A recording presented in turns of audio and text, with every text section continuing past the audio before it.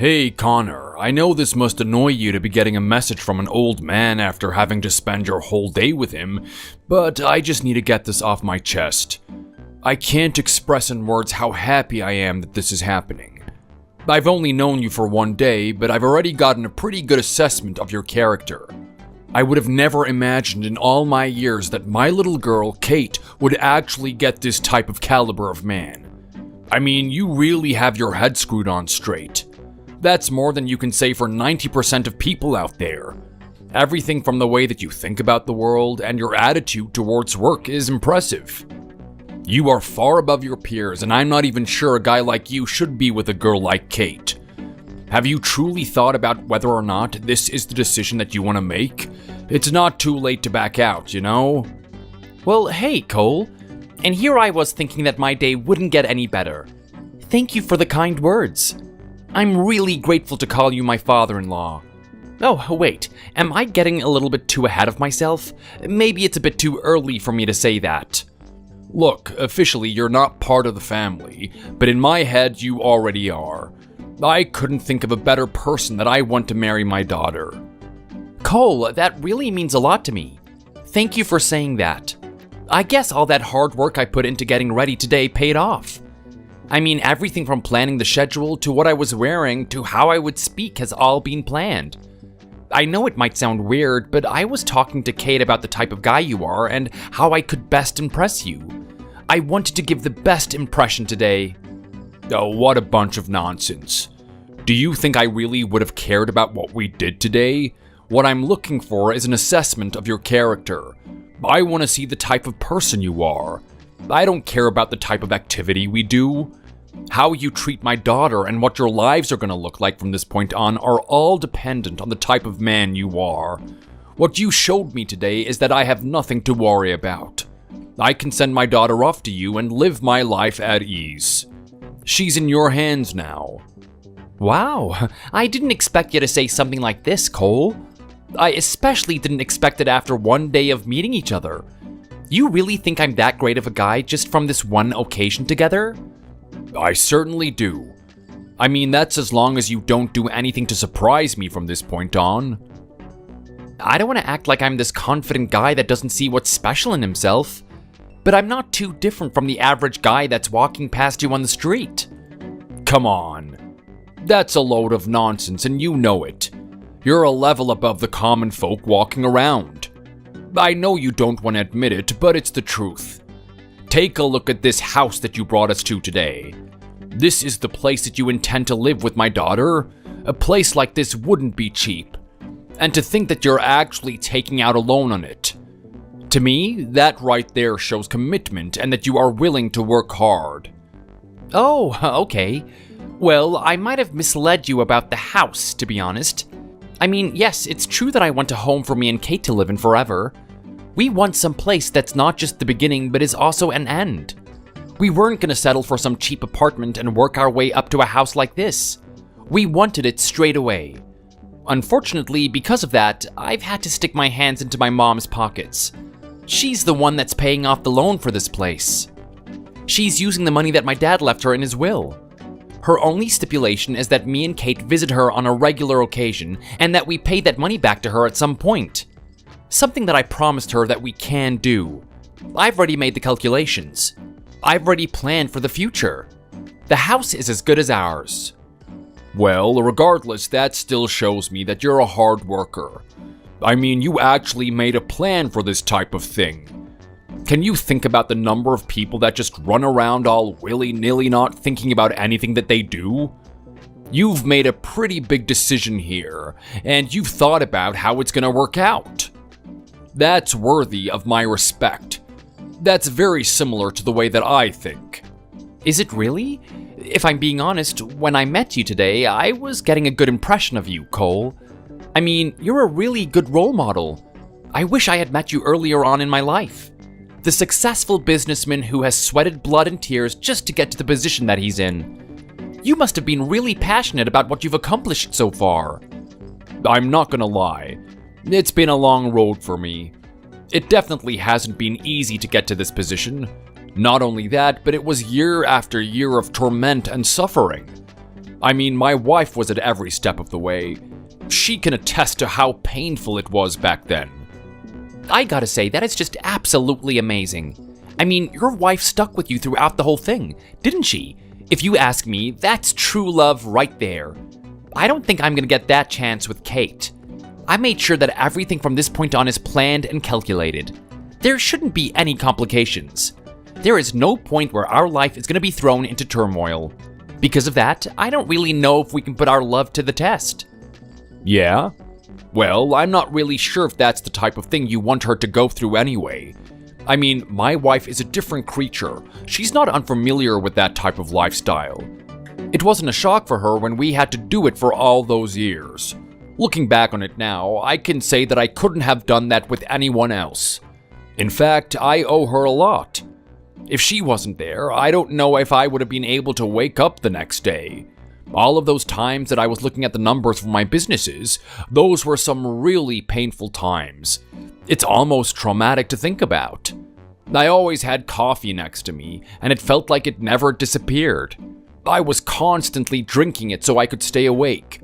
I remember all those times that I would fall asleep at my desk and just wake up there, not even eating breakfast and just getting back to it. That is crazy, Cole.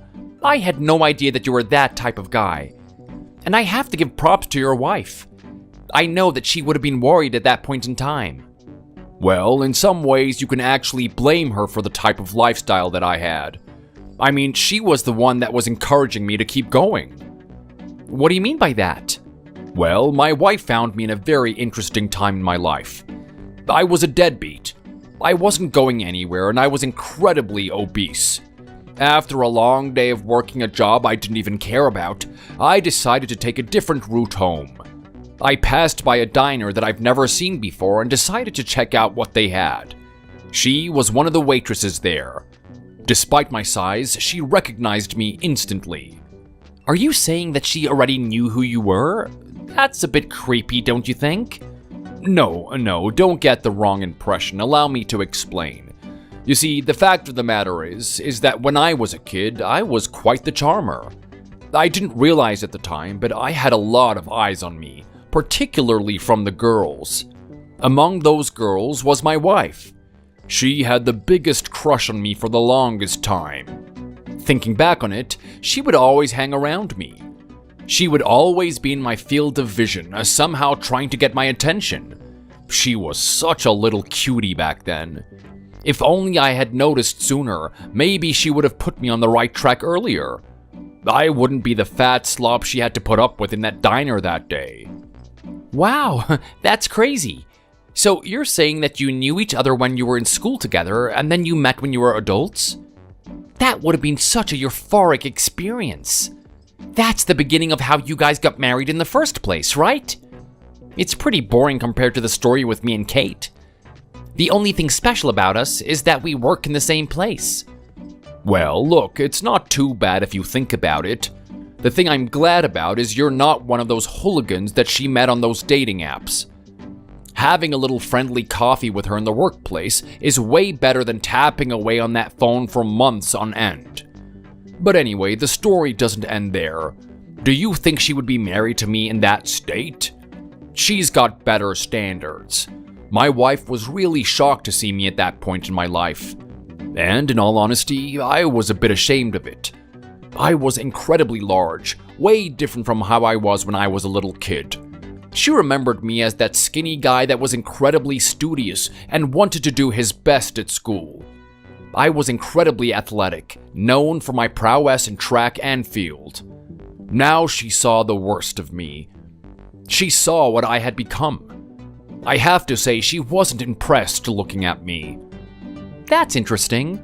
If that's the case, I'm wondering how she ended up marrying you then. I mean, if she wasn't attracted to you, what led up to that? Hey, well, take a look at me now. Do I look like some fat, obese man now? I mean, I'm pretty old, but I'd like to say that I've done a good job at keeping myself in shape. Hey, look, I'm not trying to insult you or anything. You definitely have kept yourself in shape. Your daughter told me that I should expect a really buff, tough-looking guy. She said that I shouldn't let my guard down just because you're an older guy. Well, I'm glad you had some preparation for what you were gonna see today. Actually, no, I didn't. I wish he would have given me a little bit more detail. I mean, I was expecting you to just be a little bit on the athletic side. I thought you were just the type of guy to go for a run on the weekends and whatnot. I didn't expect to see that tank that I saw today. I hope I'm not stepping out of line when I say this, but you are absolutely ripped for an old dude. Hey, come on. Settle down. Don't flatter me that much. No, wait, I'm being serious though. I mean, I was so surprised at what I saw today. You gotta tell me the secret. I mean, I've been getting into the gym myself a little bit. I don't know if I'm ever gonna reach the size that you are, but it's definitely ideal. Yeah, well, what can I say?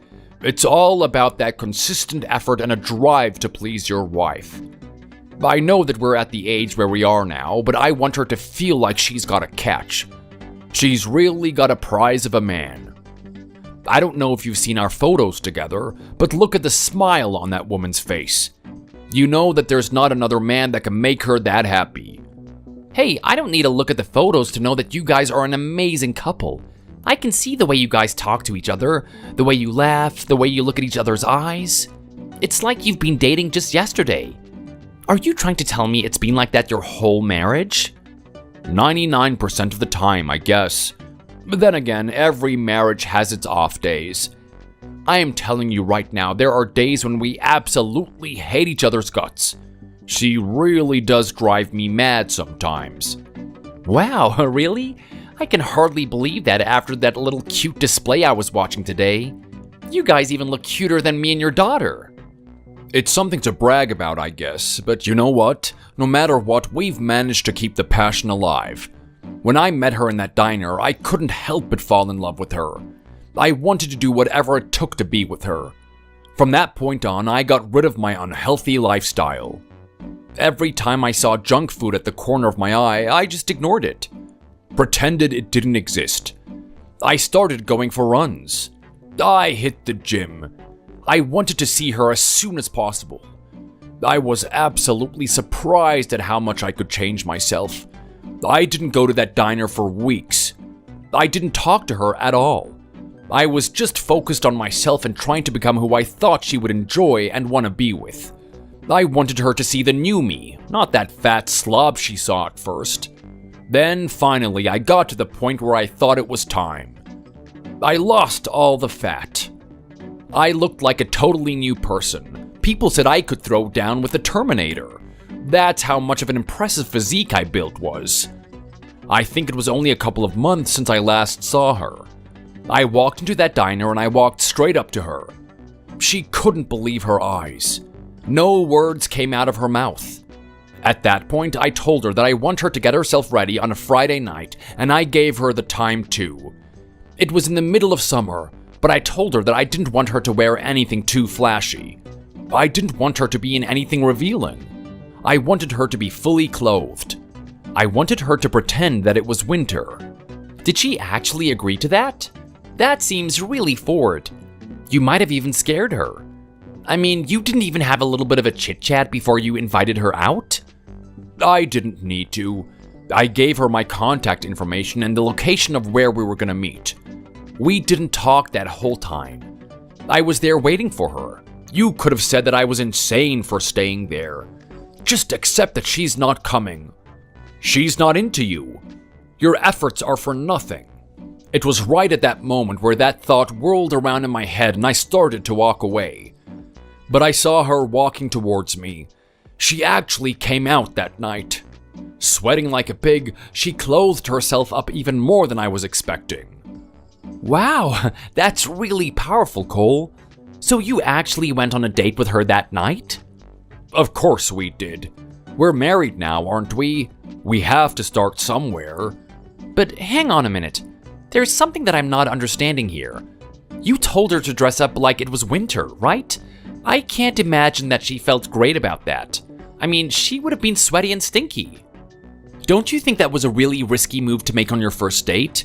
Why did you get dressed up like that in the first place?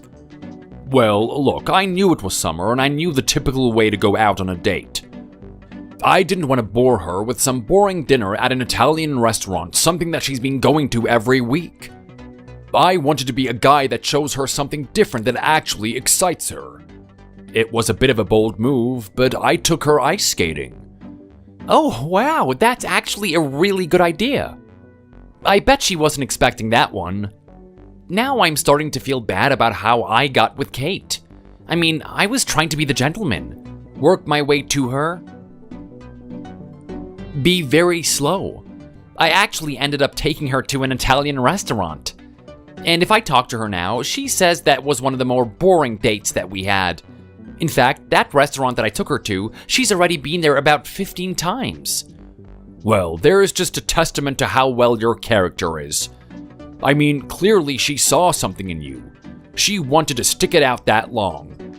I'm pretty sure your attitude at work and beliefs about what you want for your family are what won her over. Those are types of things that I taught her to actually value. I guess I owe you some gratitude then.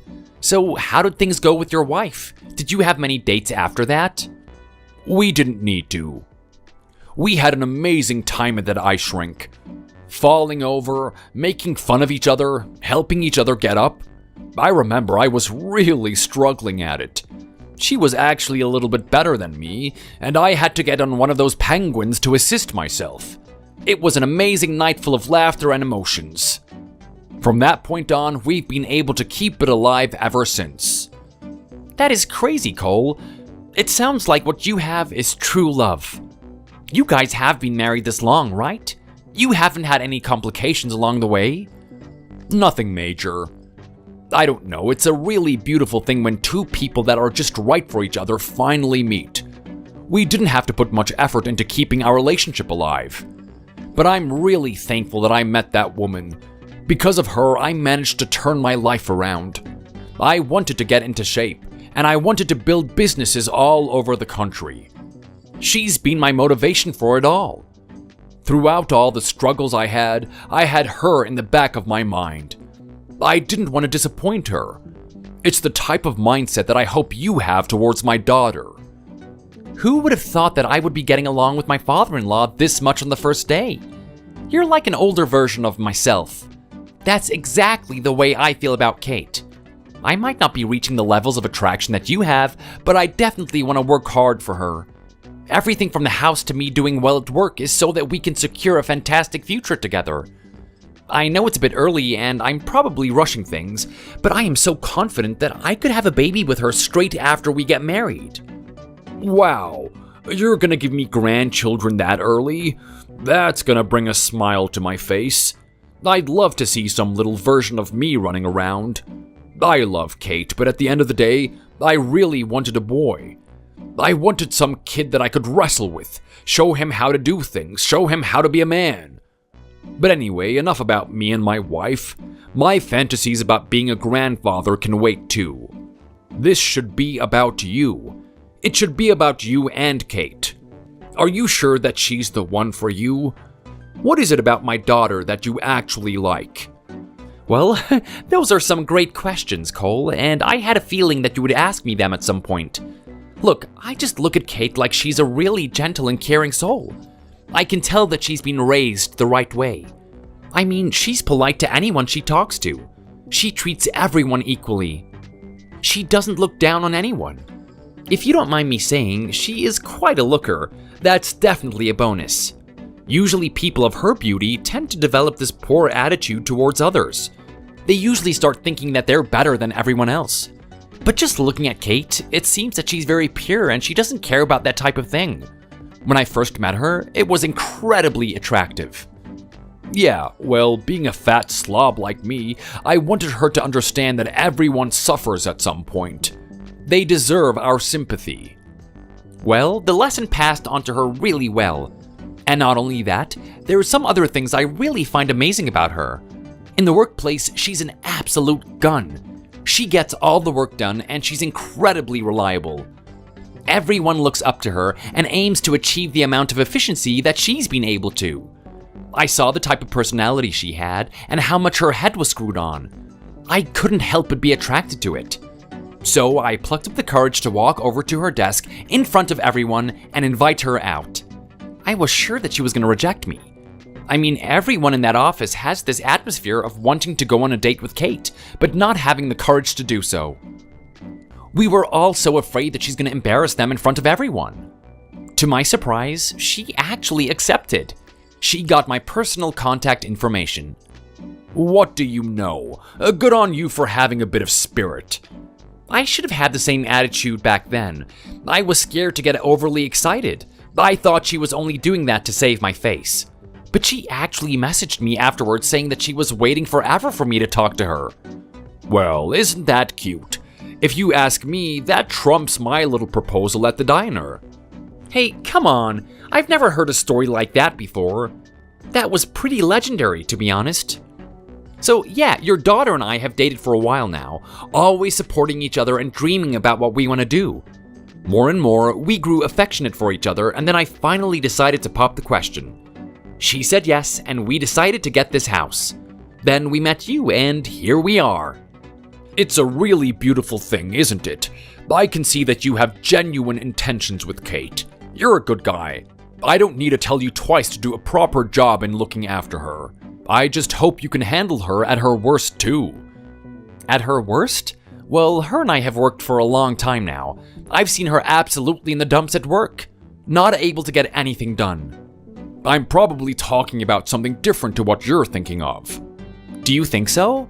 I'd like to assume I know her really well by now. My daughter has one little drawback. She's fabulous, don't get me wrong about that. She works hard exactly the way I told her to, and she has the charisma to boot. The only thing that gets in her way is her resilience. Her resilience, huh? Are you trying to tell me she breaks easily? Something like that. It takes a little trip for her to get severely injured from it. I remember all the time she got second place for something, she didn't talk to me for weeks. I think that type of behavior has persisted on even as an adult. Well, I don't know what to say. Thanks for the heads up. I'll be on the lookout for it. Well, you know what? You're a good guy, and I know you'll find a way to work through it together. I don't want to take up any more of your time. I've talked your ear off today. I talked your ear off at the house, and I'm also talking your ear off right now. I'm assuming that you want a little bit of a rest. Oh, look, Cole. Don't think too much of it. It was great to talk to you. I'm glad that we can talk on common ground and understand where each other is coming from. It is really cool to have a father-in-law like you. I look forward to spending more time with you in the future. The feeling is likewise. Just don't do anything to surprise me.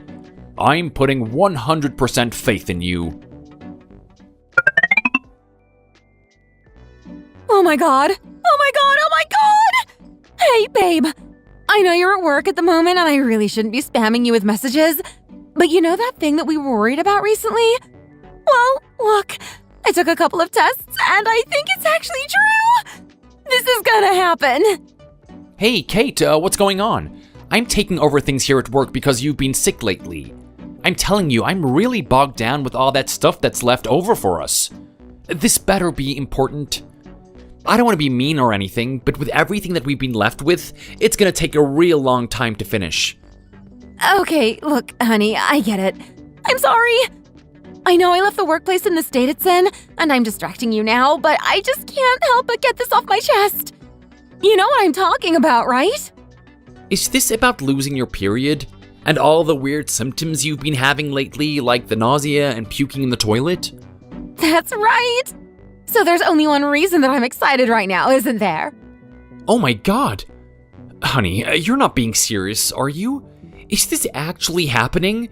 Can I really trust you right now? Well, babe, take a look at the date. Is it April Fool's? Of course not! Obviously, I'm telling you the truth. We finally did it after all these years of trying! We finally pushed through, and we're gonna have a baby together! Oh my god! This is amazing! I can't believe this! Pinch me, I have to be dreaming right now! Oh, this has gotta be a dream. It is just so different from the reality that I'm used to up until this point. I'm not saying one word of a lie. It's all true. You're gonna be a father! Wow, this is absolutely wonderful. This is amazing news. I am so glad that you interrupted my work. Actually, you know what? I don't know how I can feel about this. I don't even want to think about work. I just want to run home and take you in my arms and tell you how much I love you. I mean, we're actually having a child. Can you believe that? I can, babe. I'm just as happy as you are. This is incredible. My God, I've never seen you this excited before. Connor, this really means a lot to you, doesn't it? Are you kidding me? You should have expected this type of reaction. You know how much I've been wanting a family. Things are only looking up from this point on. Just think about it. We've got the house.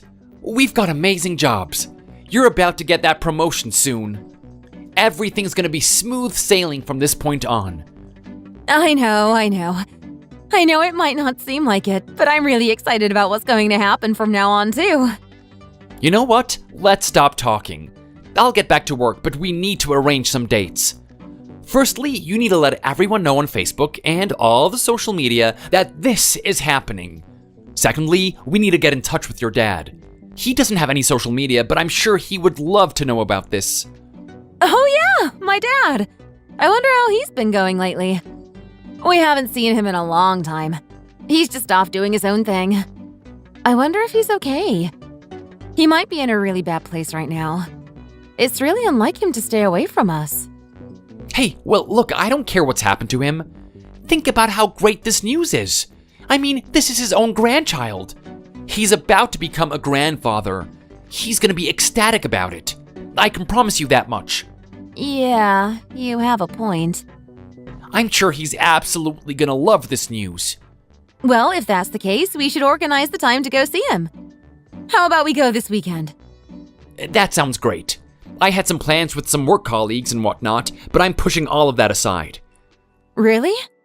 I'm sorry, I love work, but at this point, everything else seems stupid but this kid and our family. It is all I can think about. Well, hey, you better get your head back into the game. Don't forget where you are at the moment. You still have a job to do. I don't want to come back in there and have to clean up more mess than I originally left. What? I don't get a little bit of payback considering what I'm having to do today?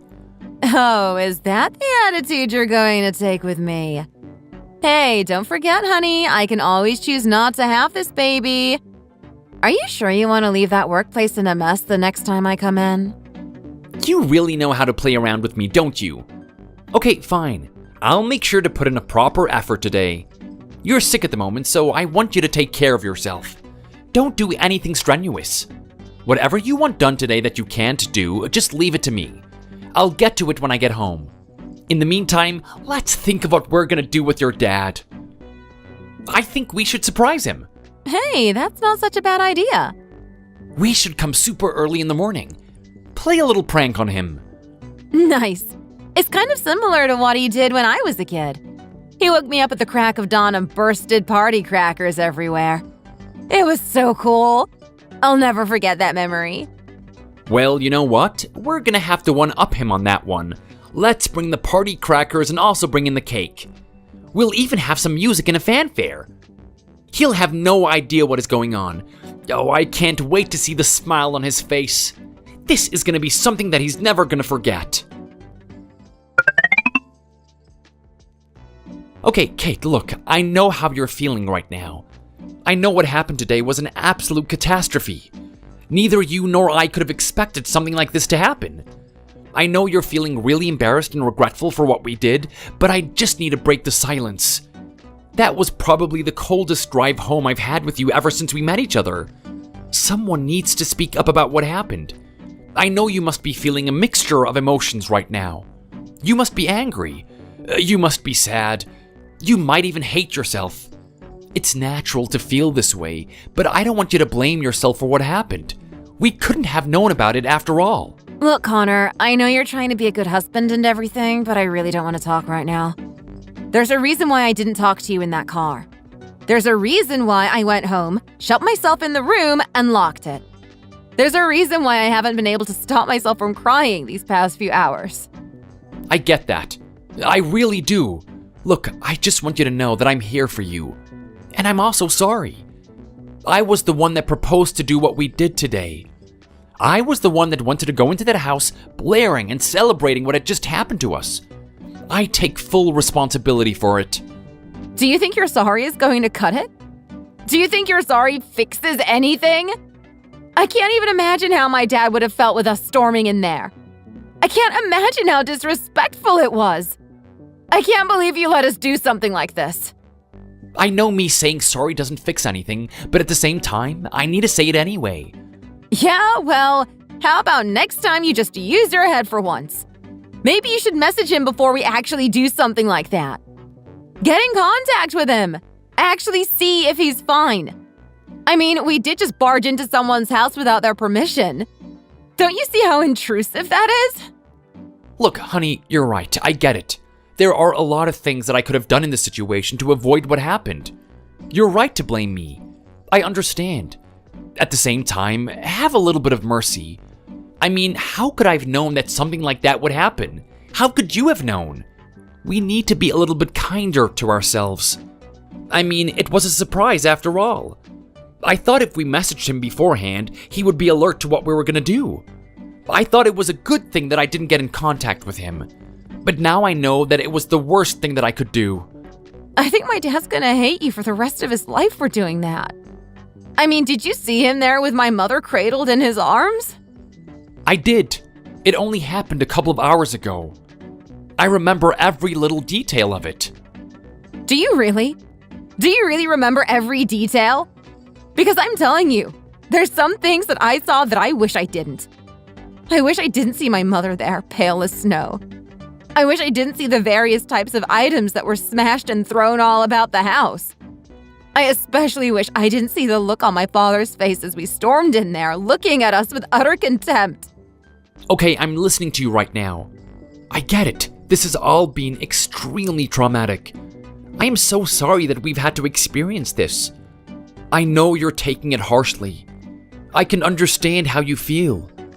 Don't sit there and try to tell me that you understand how I feel. Do you actually understand, or are you just trying to say that so you can pretend to be a good husband? Hang on a minute. Do you think I'm actually pretending right now? Well, why wouldn't you be? You're just doing what you think you're supposed to do. You think you're supposed to console me, make me feel better for what happened? Well, if you really care about me, you would just leave me alone. You and I both know why I can't do that. Well, why the hell not? Well, look at all the years that I've known you, Kate. I've never seen you act this way before. I've never seen you so hurt by something. You can't blame me for being worried about you. You can understand why I'm trying to guide my way and talk to you, right? The type of behavior I've seen from you today is just so bizarre. It's unlike you. I'm really worried about how this is going to affect you mentally. Yeah? Well, who's the one that just had her mother pass away? It's me, isn't it? I'm the one that has to deal with these issues, not you. So how about you just care about yourself and let me care about me? If you really want this to work out, you'll let it be that way. Look, it's a lot more dire than you think. I can't just leave you in there to wallow in your own sadness. Think about what's at stake here. We just found out that we're having a baby. Do you understand that? Do you understand that there's this new life coming into the world? Whether or not it's going to come out healthy is all dependent on how you conduct yourself. Now, what just happened is 100% not your fault. None of us could have predicted that your mom would die. None of us would have known that your dad was in there cradling her body day after day. Who knows? Maybe it was week after week. The way that you're feeling right now is completely natural. I get that, and all I want to do is be a support for you. Okay. Well, if you keep saying that you care about me that much, then do something that actually helps me. Just stay out of my way. Leave me alone.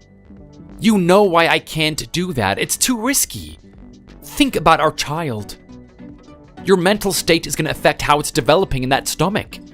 Not only that, but we have to work. You are still very early into your pregnancy. They're going to expect you to come back in at some point. It is imperative that we fix your attitude to make sure that you're ready to come back in and be the strong, robust person that you've always been. Are you seriously trying to get me back on the horse already? I haven't even had a couple of hours to think about what's happened. You're already trying to tell me what I should do with my life. Like, oh my God. Connor, give me a little space. I really don't want to talk about me and what I have to do. I get it. I know about the responsibilities I have. I know what type of pressure I have. I don't need you to remind me for a second time. Okay, look, you're right, honey. I'm sorry. I was completely out of place. I should have thought about how you felt. I'm just so worried about you. I thought you needed to open up about your feelings. I'll stop harassing you about that then. Good. It's about time you did. I swear I was this close to just bursting out of this door and telling you to shut up myself. Can we at least talk about what happened today? I mean, fair enough. I know you don't want to talk about you and your feelings right now, but what we saw in that room was quite horrific. I'm not even related to your father, and I have to say, it affected me quite deeply. How long do you think he's been sitting in there? I don't know. Maybe not that long. He told us that she only died the other day, right? Okay, but do you really think that's the truth? Your dad was in a really interesting state of mind just now. I don't even know if he's being honest with himself. He probably didn't even know how much time passed as he was sitting in there. He also really loved your mother. I can imagine this is all so tough on him. Love is a little bit of an understatement. My father absolutely adored my mother.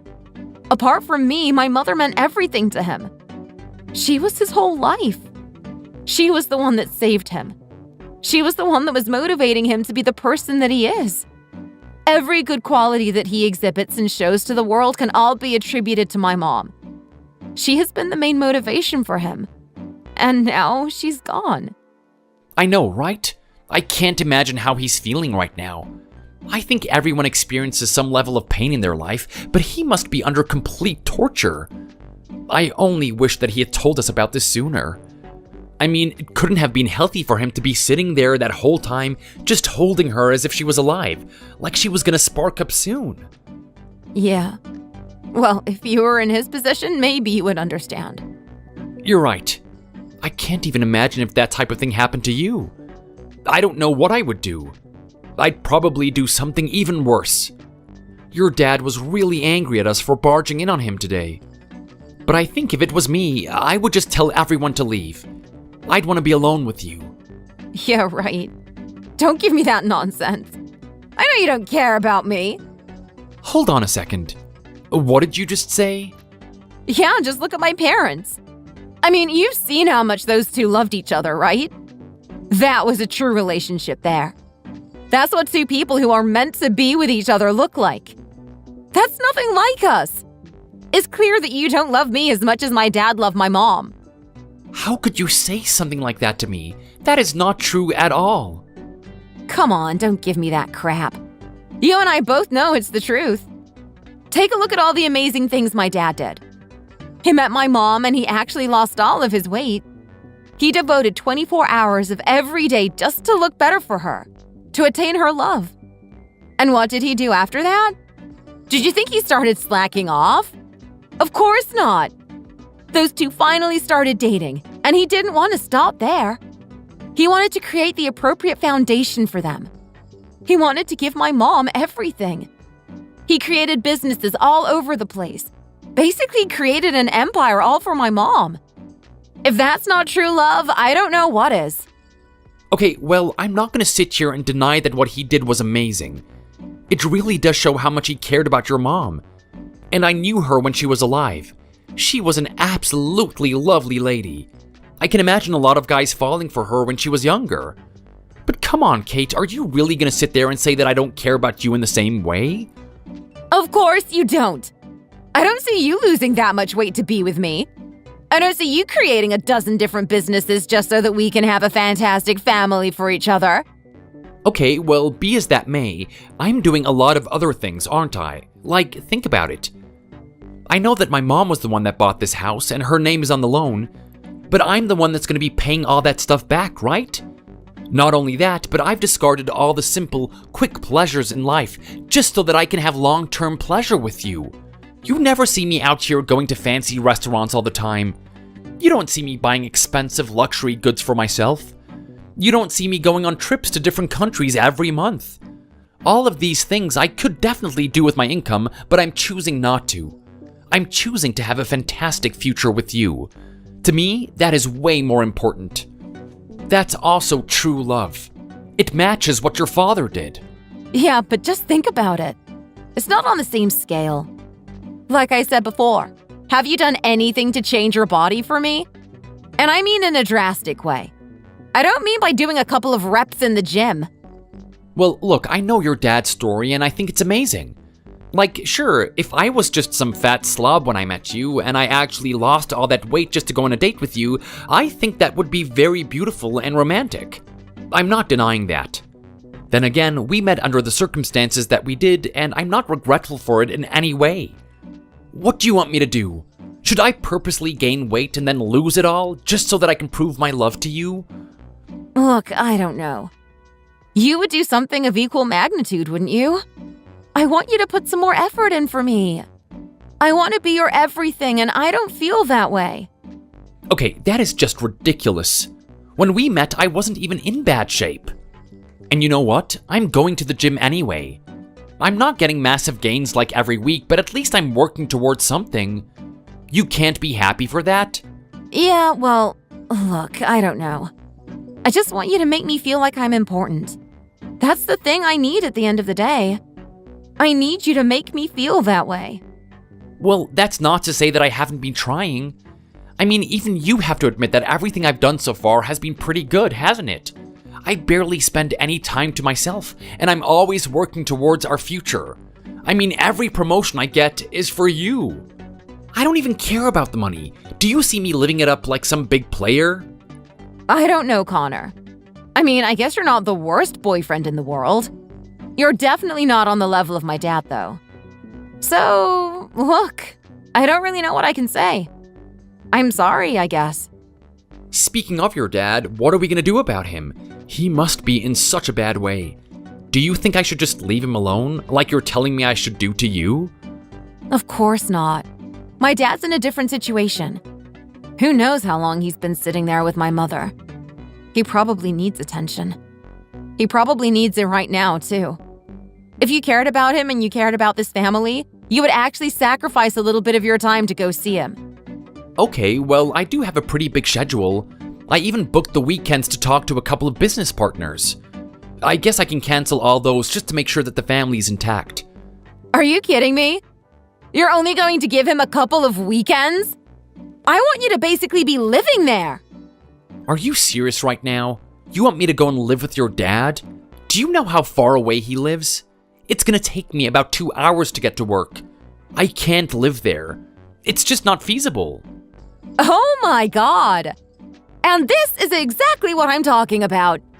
All of this time, I knew you were just lying to me. You kept giving me these honeyed words saying that you care about everyone when you clearly don't. You actually need to reflect it. Words are just words to me. It doesn't mean anything. Okay, I know that you want me to take action, but even you must admit that's pretty ludicrous, right? I mean, would you enjoy traveling 2 hours to work every day? If it meant that I was doing it for someone that I cared about, of course I would. Are you trying to say that work is more important than my dad? That it's more important than family? Of course I'm not. But there is also a standard for what's reasonable, right? I mean, does he really need me to be there every day? I can't believe what I'm hearing right now. I don't feel like I need to tell you this, but you do realize that you're one of the only people that my dad respects, right? You're one of the only people that he enjoys having company with. If there's anyone that's going to put him back on his feet, it's going to be you. Why are you so resistant to the idea of being there with him? Are you trying to say that you faked enjoying his company or something? No. Don't get me on the wrong foot. That's not the case at all.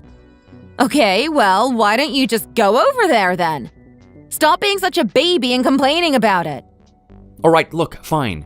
I get it. We'll start off with the weekend. I'll cancel all my meetings with the business partners and I'll start staying there on the weekends, giving him some company. If I feel like I can do weekdays, then I'll do that as well. Oh my god. I can't believe you would say that. It's clear that you're just trying to weasel your way out of this. Just do the weekdays too. All right, fine. I guess that'll have to do. You know what? We still have a little bit of the weekend left. How about you stay in his place tonight? You can leave me alone to think about my mother. It's really hard to embrace my feelings when you just keep interrupting me. Okay, Kate, look, I'm sorry. You have a point. Your dad's there on his own at the moment. Who knows what he's getting up to? I mean, he's a very strong, resilient man, so I can't imagine him doing anything drastic. But at the same time, you can never be sure. I'll head over there right now and I'll let you know when I come back. I love you, honey. Yeah, Kaden. Connor, damn it! Where the hell are you? How long am I gonna sit here waiting just because you can't hurry up and get the things I need?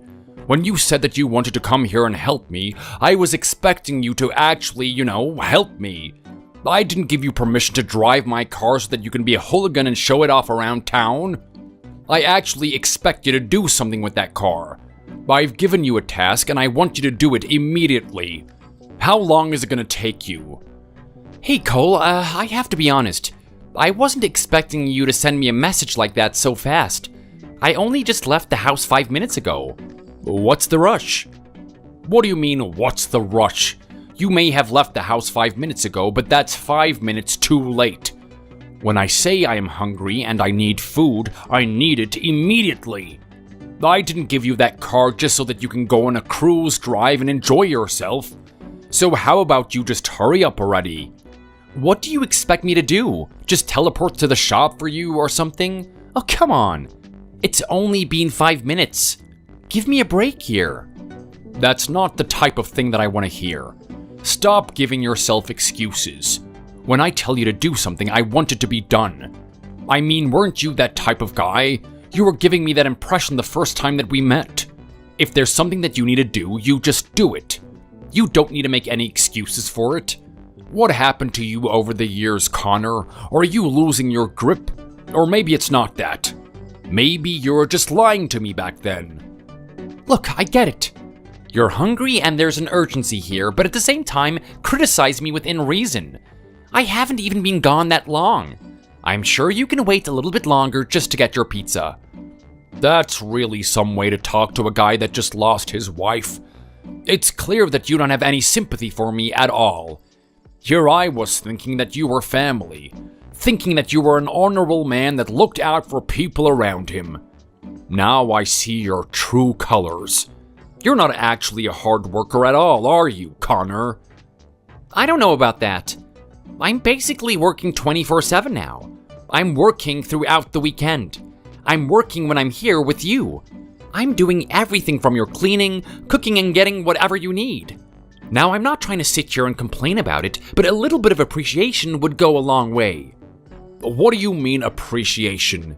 Do you see me thanking my children because they went to school? You don't thank people for the things that are obvious. Well, if that's the case, you're just taking what I'm doing right now for granted. You don't have any gratitude towards me at all, do you? When you start pulling your weight around here, maybe I will. What do you mean if I start pulling my weight? I just told you that I'm doing everything, didn't I? Yeah, well, you could do with a little bit more oomph in you. I'm telling you right now, when I was a younger man working hard for my wife, I didn't complain about anything. I'd walk around with a stern look on my face, ready to get the task done. There wasn't one sign of weakness in me. You, on the other hand, like to whimper and sulk around the place. I mean, you get so upset about having to cook dinner for me. You make such a big deal out of it. I can only imagine that you take that attitude into the workplace. And you know what? I wouldn't be surprised if it was in the home environment too. I hope my daughter is prepared for the type of guy she's going to spend the rest of her life with. I don't know if she's ready for children yet. What a completely inconsiderate thing to say to me. Did you ever think that maybe there's a reason why I'm giving you this attitude lately? Don't you think it's bizarre that a person that works this hard isn't showing a lot of enthusiasm to do your little errands? Well, the only conclusion that I can come to is that you were lying. You were lying about your values and what you were going to do with my daughter. You were lying about this future that you wanted to create with her. You were lying about having some level of respect for me too. It is the only explanation for why you're behaving like such a little brat right now. Like, think about it. If you care about anyone, you would have already gotten the food that I need. Like, here I am sitting on the couch, and I still don't have my pizza in front of me. Do you know how frustrating this is? Okay, look, I have been coming here for a while now, putting up with your crap, Cole, and I didn't want to say anything because I knew how tenuous the situation was. But I think this has gone on for way too long. Someone needs to tell you about your behavior and why you have to stop. What are you talking about? Are you actually going to turn the tables on me and say that this is all my fault? Are you trying to say it's my fault that I don't have a massive pizza in front of me to devour down? What I'm going to say is that the one who has the poor attitude isn't me, Cole. It's you. Well, that's grand. That's really grand coming from you. So you're actually going to start up on me. You're going to start on the guy that just had his wife die. Someone that he loved his whole life. Someone who meant everything to him. That's the person you're going to criticize? Some big man you are. Do you even know what position I am in right now? You would think that you would have a little bit more courtesy. The least you could do is get me a pizza. Instead of doing that, you just want to complain. You want to complain about how much of a nuisance it is to help out your father-in-law. You know what? Because you put me in such a bad mood, I expect you to get extra. You better come back here with some garlic bread, some wings, and a nice fat 2-liter bottle of soft drink for me to chug down. And you know what? I don't want any of it coming out of my account. I'm gonna be checking the number, so you better be paying for that stuff yourself. This is just ridiculous. I have no idea who I'm talking to lately. Is this really the guy that I met all those years ago? What are you talking about? Well, look, you're talking to me about being surprised about me and my behavior, but let's take a look at you. I mean, I get it, fine. I don't want to be too mean about it. I understand that you're experiencing a lot of pain. Your wife died, and I know the consequences of that. But does that really give you an excuse to act this way? Okay, then let's see you lose someone close to you. Let's see how you act towards it. I bet you're not going to be so critical of me then, are you? Look, I know how much you loved your wife. I've lost people in my life, and I probably wasn't as attached to them as much as you were to your wife. At the same time, there's no way in hell that I would have acted in this way. I wouldn't be so mean and bitter to the people around me. I wouldn't be so emotional. I'm sure I'd be angry. I'd be sad. I'd be all sorts of emotions. But I wouldn't let that affect everyone around me. And I expected you to be better than that too. I'm not trying to look down on you right now, but you need to know this. Do you really think that you're better than me, Connor? Obviously, I don't. I still have a lot of respect for you. I understand that things are really tough lately and that you're not being yourself. Maybe this is a period of dark time for you and it's painful. I get it, but if I'm being honest, I thought that you would react to this in a more appropriate way. Like, think about it. The Cole that I knew was so resilient. He was always focused on something. He was always trying to better himself. He didn't want to show any weakness. I get that his wife has died now, but I didn't think he would fall this low. What do you mean, fall this low? You're acting as if I'm some sort of failed person or something. Well, maybe not yet, but we're definitely in the early stages of it. I mean, what the hell happened? I've only been here for a couple of weeks, and the amount of weight that you've gained in that time has been pretty dramatic. I mean, even you must wake up and look in the mirror and feel a bit sorry for yourself. You gotta be kidding me right now. You're really gonna think that harshly of me? Don't you realize that I've had basically a lifetime of putting myself on a strict diet and doing extraneous exercises every day? You're seriously gonna tell me that I can't have some bit of a cheat, even after I've experienced something as horrible as this? I get that, it's fine. I'm pretty sure a lot of people would be doing the same thing. I was just really surprised. I honestly thought you were a lot better than that, Cole. And I'm not saying that to put you down or anything. I just thought that you were a different type of person. Yeah, well, look, what can you expect? You and I have already talked about this, right? I mean, everything that I did was for my wife. Me creating the body, me living healthy, me making a lot of money. It was all for her. Now that she's gone, why do I have to do any of that? There's just no reason for it. Well, can't you find some intrinsic reason for yourself? Or better yet, think about your daughter. You still have to set an example for her. My daughter is her own adult now. She doesn't care about me. She doesn't care about what I do. Look, I'm really upset about what happened to my wife. I just need a little bit of comfort. Surely you can understand that I'm only human at the end of the day. Look, you have a point. I know things would be rough. I can't imagine waking up one morning and seeing your wife there not moving, not responding to you. It would feel like it was a bad dream. You don't even know the start of it. You don't know how much I wanted to believe that it was all fake, that none of it was real. I can still see her now, staring at the ceiling with those blank eyes of hers. No soul in them. The moment I saw that, I knew what was going on, but I didn't want to accept it. I continued to hold out and hope for days on end. I wasn't eating anything. I couldn't even summon the strength to stand up. All I could think about is her and just waiting for her to wake up. Even as her body was decomposing, even as it was feeling colder and colder on my hands, I knew at some point she had to wake up. She just had to. There was no way that she was going to leave me in this world on my own. Not after I did everything for her. Her and I were meant to walk out of this thing together. I don't know what to say to you. I can see that this is all super traumatic. You're right. I need to be a little more sympathetic towards you. I'm really sorry for giving you attitude before. I'll go off and get the things that you need now. Well, it's about time you started to see reason. Make sure you get everything I need. I don't want to see one item missing, or else there's going to be trouble. I've got your wife on speed dial. She'll know about it straight away. Hey, honey. I'm sorry that I can't come home all the time. It's really hard to find the time to actually come home and spend time with you. As you know, I'm not only staying at your dad's on the weekends anymore. I'm there every day now. He's been taking it really hard. It's really starting to affect his personality.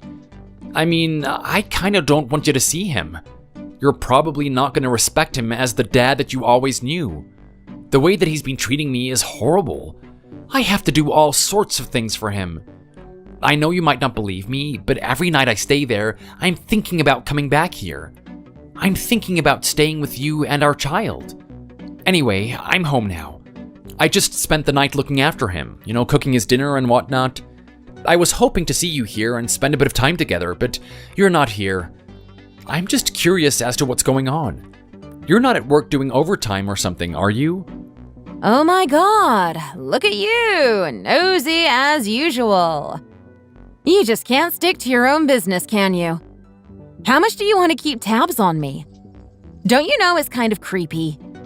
Okay, well, I don't think it was that bad just to check in and understand where my wife is at the moment. I'm just really worried about you. Like, if you're in that office, I want you to stop. I'll even go in there and finish whatever task you have left over if you need me to. I want you to take it easy. You're carrying our child at the end of the day. I don't want you to do anything that puts its development at risk. The more I talk to you, the more you just show your true colors to me. I mean, let's just face it. You don't care about me at all, do you? Do you really think I don't care about you? Do you really think I'd be saying everything I'm doing right now if I didn't? Come on, Kate, just tell me where you are. I know you might be a little bit angry that I haven't been seeing you lately, but let's just have this one night together. Actually, you know what? If you're out at the moment, do you think you can pick up some snacks for us? It'll be good to watch a movie and just relax like we used to, Yeah, right. Screw your damn movie. Do you seriously think I'm gonna want to hang out with you after I've heard everything so far? What do you mean after everything you've heard? What have you heard exactly? I haven't been doing anything wrong. Don't act so stupid with me. You and I both know what you've been doing. I honestly don't have any idea what you're talking about. Tell me. Tell me what you think I've been doing, because I'm telling you right now, all I've been doing is looking after your dad and working. That's all my life is. I haven't had one moment to myself. So, who has been talking to you and what have they been saying? Well, who do you think's been talking to me? It's my dad, of course. Your dad? Okay, well, I wonder what he's been saying then. I've been looking after him all the time. Don't give me that nonsense. My dad says otherwise. He says that you're completely slacking off. Are you kidding me right now? Slacking off? Really? Has he been saying that? Yeah. In what way have I been slacking off? I've attended to his every need. I've even had to wash the man. Do you know how degrading that is? Like, think about a guy in my position and how much I have to do on a daily basis. Now I'm stooping as low as to actually be the nurse for this guy. And he's not even that old. He's not incapacitated or anything. You really have no sympathy for other people, do you? Don't you know that people go through some hard times and they need an extra hand from the people around them? Why are you being so critical of him? Just do what you can to soothe his pains. Stop making such a big fuss about it. Okay, look, I understand that it's not normal to be in this much pain, but I have to be honest. He has been taking it way too far. I mean, I've basically become a slave. He doesn't treat me as someone he needs to talk to. He treats me as someone who has to do things for him. I think he has a lot of anger after what happened. He feels like this world has cursed him or something, and the only person he can take it out on is me. Okay, well, if that's the case, just be a punching bag for a little bit. I'm sure you would enjoy something like that if you were in his position. I don't know about that. I don't think I would do anything to affect the people around me, to be honest. And besides, I've been trying to do exactly that. I'm reaching my limit here. I mean, it doesn't stop at just ordering me around. He insults me. He makes fun of me. He treats me like I'm not aware of anything, and look at what he's doing now. He's actually lying to you, saying that I've been slacking off. Anyway, enough about this. I don't want to spoil the mood for tonight. I genuinely want to have a good time together. It's been so long. Kate, do you know how much I've missed you? What exactly are you doing right now? You should come home. Yeah. Look, no can do. I'm not coming home tonight. What do you mean you're not coming home tonight? That doesn't make any sense. Yeah, well, I'm busy, aren't I? You're busy? It's about work, isn't it? I told you you don't need to do that anymore. Look, I'm gonna come to the office. I am gonna fix everything up for you. Then we're gonna come home together. Oh my god, you're such an idiot. Of course I'm not in the office. Do you really think I want to be busy with something like that? No, I'm actually out here enjoying myself. What is that even supposed to mean? Well, after you showed me how judgmental you are of my dad, I can't actually tell you. I'm gonna keep it to myself. What am I meant to take away from that, Kate? Something's going on with you, isn't it? I'm your husband, you need to tell me. I might be able to do something to help. Yeah, right. You're just gonna look down on me like I'm some piece of crap. All because I made some silly decision. Hey, come on. Whatever you've done can't be that bad. I know I'm pretty stressed out with helping your dad and working myself, but at the end of the day, I'm gonna do whatever I can to help you. So come on, don't be afraid to open up to me. Fine. You really want to hear it? I'm out here drinking. I'm getting wasted like I'm 15 again. What did you just say? Yeah, you heard me. What are you gonna do about it? You going to go to the cops? You going to drag me home like you're my dad or something? Okay, I thought you were doing something bad, but I didn't think it was this bad. Do you know what position you're in right now? You're about to have a baby. In what world did you think it was okay to have a drink? Oh, here we go. I knew it. I knew I shouldn't have told you. Let me guess. This is when the lecture starts, right? You're going to tell me how much of a bad person I am and how I have to consider the baby and its feelings. Well, doesn't anyone care about my feelings? Does anyone care about what I have to go through? Why are you treating yourself like you're a victim here? Of course people care about you. Your mother just died and you're in a horrible situation. Did anyone give you the impression that they didn't? I don't know what just happened to you, Kate, but I need you to stop right now and you need to come home. In fact, tell me where you are. I'm still sober. I'll come pick you up. Oh my god. That means I have to listen to the tantrum in person. That is just like so much of a drag. I'd rather get a spoon and start eating the puke that I vomited just a couple of minutes ago. How much have you actually had to drink? You're at the point where you're puking? You have no idea how dangerous this is for the baby's development. Can you please just stop? You know what, Connor? I'm sick of you talking to me that way. I'm sick of you talking to me like the only reason I exist is so I can carry this baby for you. What's going to happen when this thing is born? You're actually going to give it more attention than me, aren't you? You're going to give it so much priority. I can just see you right now. That loving, caring husband that used to be you is going to disappear. He'll just be a memory. Here comes the neglectful one. The one that won't even cuddle up next to me at night because he wants to spend time with the kid. He'll do everything with them, including sleeping with them. You'll leave your wife all alone in her bed with no one to console her. What a load of crap. You're making assumptions right now. You have no idea what type of father I'd be. I'd be giving my attention equally to everyone. Yeah, well, I don't really feel that way. You can't even let me have a little bit of a drink after I experience something this horrible. You want to prioritize the baby over everything else in the world. Well, hey, I'm gonna admit that the baby is one of the most important things to me. When I found out that you were pregnant, you know what?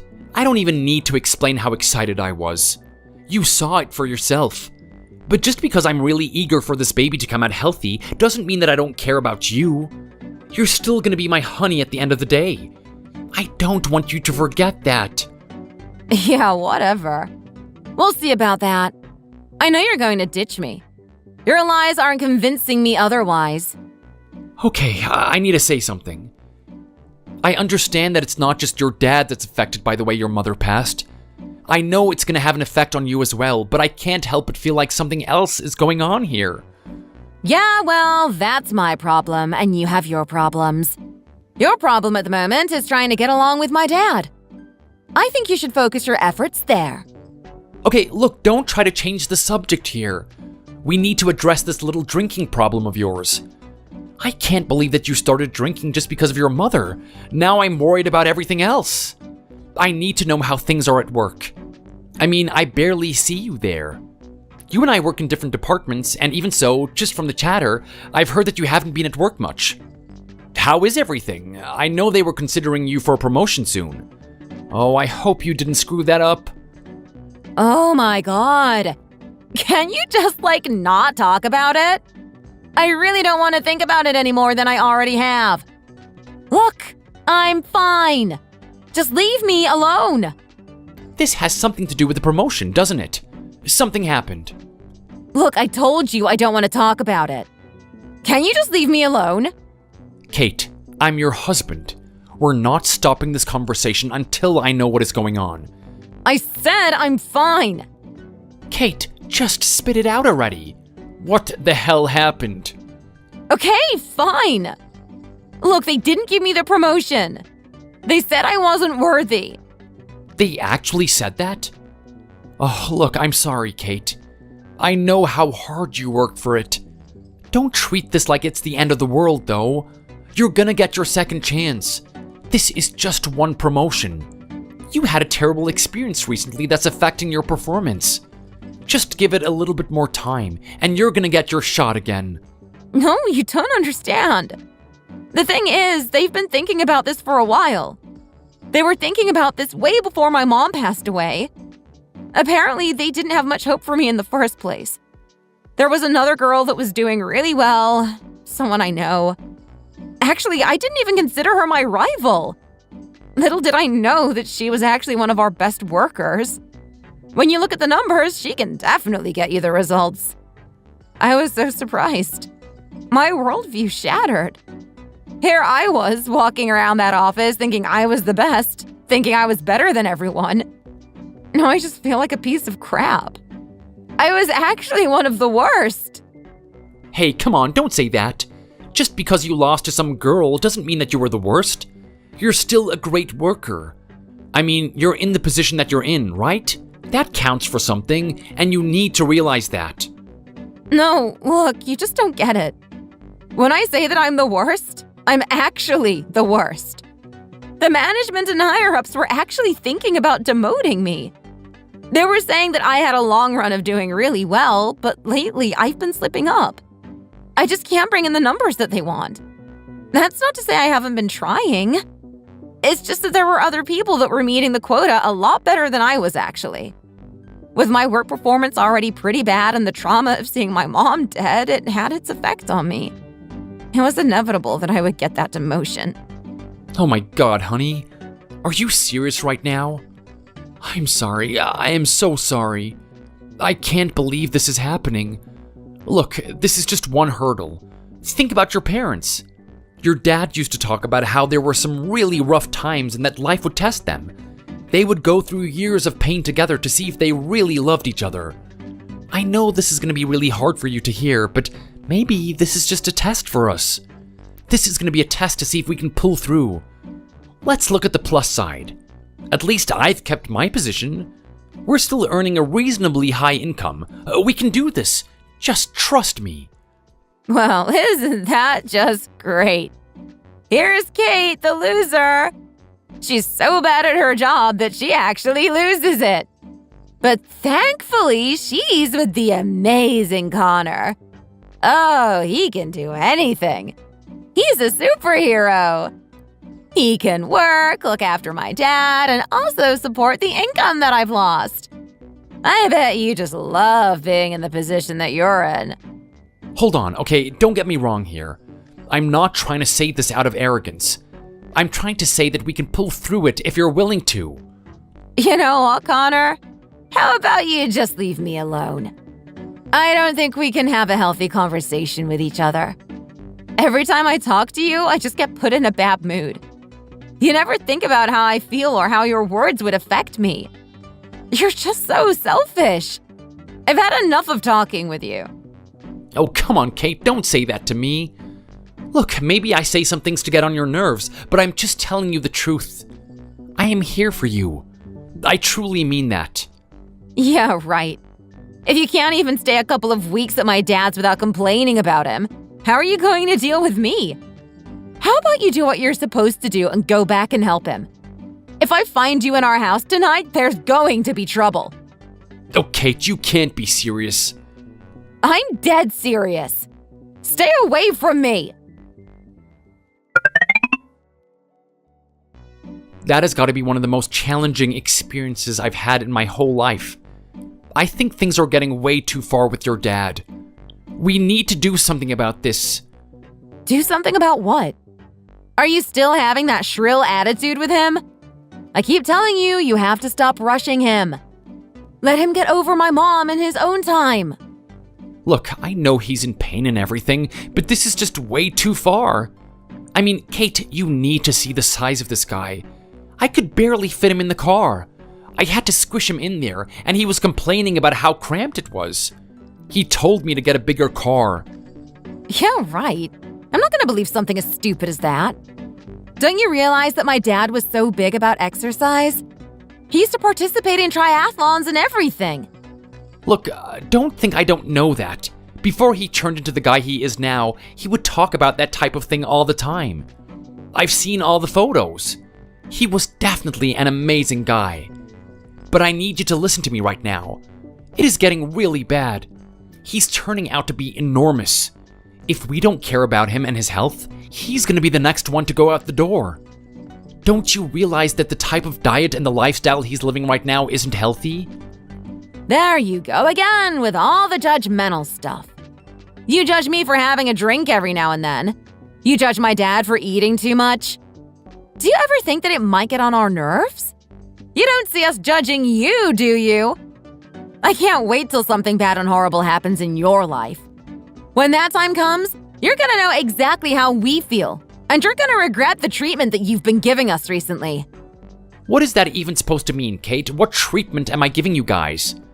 I've been answering to his every whim, doing everything for him. I'm supporting the household for you and me. You've barely gone into work. You've been too drunk. And I have to keep reminding you that you're putting our baby at risk. Oh my god, here we go again. You're gonna bring that up, aren't you? You know what? Screw this. I'm gonna go hang out with my friends. Oh no, you are not. You and I both know what happens when you hang out with your friends. Yeah, well, what are you gonna do to stop me? Are you gonna put a tracker on my friend's car or something? Stop being so clingy and just handle your own situation. Leave me alone! Kate, if this keeps going at this pace, you and I can't stay together for long. Don't you realize that? I'm telling you right now, don't put our baby's life at risk. Don't you dare go out tonight. Kate? This has got to be a joke, right? I mean, this must be some practical prank. It can't be what I think happened. Maybe they screwed up something at the bank or something. There is no way that the digit I'm looking at is true. What are you talking about right now? Do you know how much of a bad mood I am in lately? I don't want you annoying me with this cryptic talk that you're giving me. Don't talk to me about being annoyed, Cole. I have every right to talk the way that I want to right now. I need you to answer me a very simple question. Exactly how much have you been spending on Uber Eats this week? Don't lie. Oh, just a little bit here and there. Why should it matter to you? It matters to me because the number that I'm looking at here must be false or something. I mean, it says Uber Eats, but it's just so expensive that I can't believe it's actually true. Spit it out then. How much is it? I am looking at a little bit over $1,000 that has been spent on food in the past week alone. Oh, really? Only $1,000? I was hoping to break the $2,000 mark. I'm a little bit disappointed in myself. Cole? What? In what world did you think that was okay to do? That was my money. What did you eat? Yeah, well, what did you expect? If you don't want to come over here and actually cook for me, then that's what I'm gonna have to do. I'm forced to do it, basically. Are you seriously giving me that argument? Between you and my wife, I'm stretched thin as it is. I have to stop you from becoming obese and actually putting your own business at risk. And I have to stop my wife from pretty much killing our baby. I'm at my wit's end here. I don't know what to do with you people. Yeah, well, if you're having such a bad time about it, how about you just leave, huh? How about you just get a divorce? Leave us alone. So, is that the way it's gonna be then? The guy who had all this respect for me, the guy that was so pleased with someone like me marrying his daughter, is now telling me to get a divorce with her? Yeah, well, the moment you showed me that you have no care for this family and its members, I've stopped thinking in that way. You only have yourself to blame. If you just had your head screwed on properly, it wouldn't have turned out this way. This is coming from the guy that spent all those years trying to fix himself and that ended up turning himself into a giant stack of pancakes. What the hell did you just call me? You know what? Fine. You win. I am getting a divorce. I can't do anything about you people. If I have to put up with you as a family member, then I'm just gonna have to walk away. I don't really know what to do about my wife. Nothing I do is putting her on the right track. Well, I'm glad something good is happening for once. While you're at it, you can give us that house. Are you kidding me right now? You think you really have the rights to that house? Of course we do. Who's the one that's carrying a baby inside them? Who's gonna need that house the most? It's your wife, isn't it? So do the proper thing and step away. Whatever. Fine. Have it your way. You're gonna regret this, though. I can promise you that much. You absolute brat! What the hell is your mom doing with that house? Why is she charging so much for this place? What are you talking about, Cole? I'm talking about the ridiculous rent that you're making us pay for this place. I mean, what do you think we are, millionaires or something? Well, I kinda did, to be honest. Look at you, the man who's worked hard his whole life and was so proud of those businesses. You were making a lot of money from them, right? I mean, that was way back when I was actually in charge of everything. Now that I'm an older man and I don't have the energy to manage them, most of my businesses are falling apart. They're crumbling before my eyes. I'm not earning any income. Then there's Kate. What am I meant to do about her? She's gonna get fired soon. They said that she keeps turning up to work drunk and she's out of control, being abusive to everyone. Especially to some girl that beat her in some sort of competition. I don't know much about the details, but we don't have an income. You know what? I have to say that I pretty much predicted as much would happen. I'm not going to do anything about it, though. Enjoy struggling amongst yourselves. Now, just you wait a minute. Don't you dare give me that attitude. You have a responsibility. This is your kid we're talking about. We're family. Not anymore. Don't worry, when Kate gives birth to that kid, I'll pay for the child support and everything. I'll even visit. But there is no way I'm going to associate with a family like yours. I'm going to tell my mom to keep charging the rent that she does. In fact, let's see if we can get a little bit more from that place. Oh, you little... I found it really sad what happened to those two. Cole and Kate were really such good people.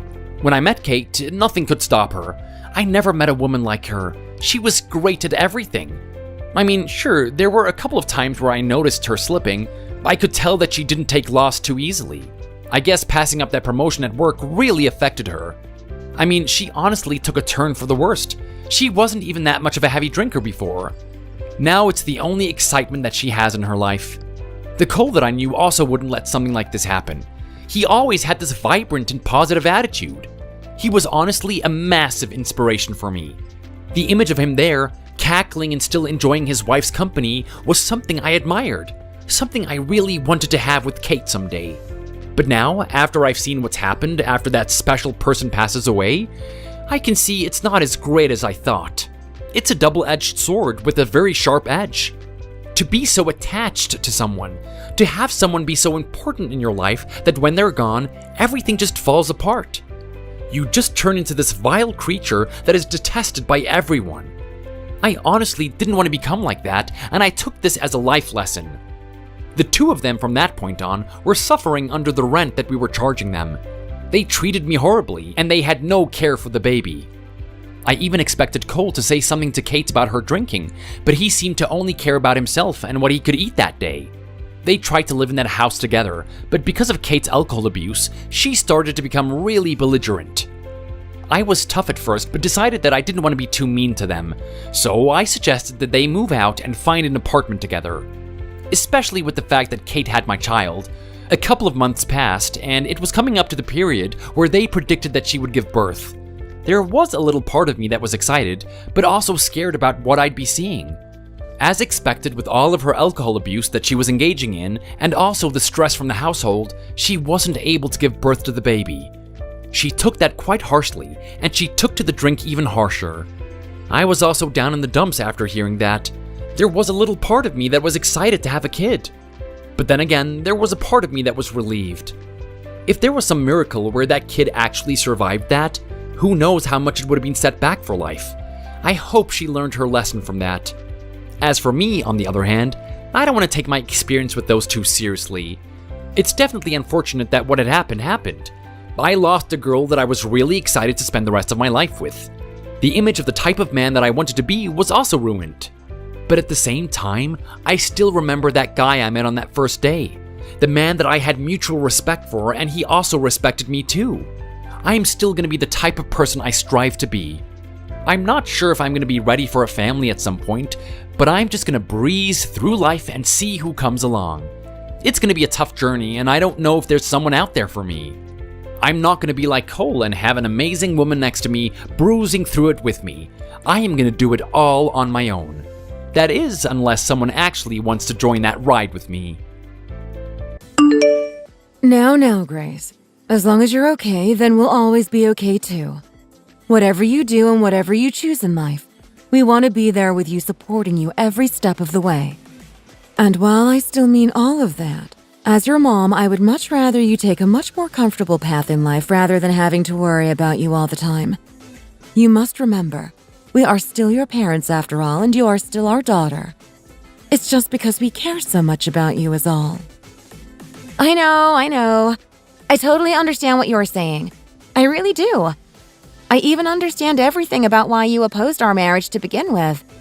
But even so, would it kill you to just trust and believe in me just this once? Is it too much to ask? Grace, I get where you're coming from. You've already decided the date on which you'll get married and when you'll finally integrate yourself as part of his family. But it hasn't even been a month yet since the passing of Simon's father. It's not very long at all. Shouldn't you be thinking about spending a little longer here to give them some more time to mourn? At least just for a little while, huh? For now, just postpone the wedding a little longer, and then while you're here, you can think about this all again a bit harder, okay? This isn't about me thoughtlessly opposing your marriage, you know. I just want you to think carefully about this and the decision you're making.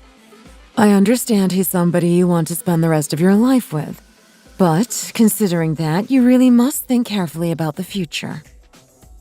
That's all well and good saying that, Mom, but Simon doesn't want to postpone this any longer. His mom feels the same way about this too.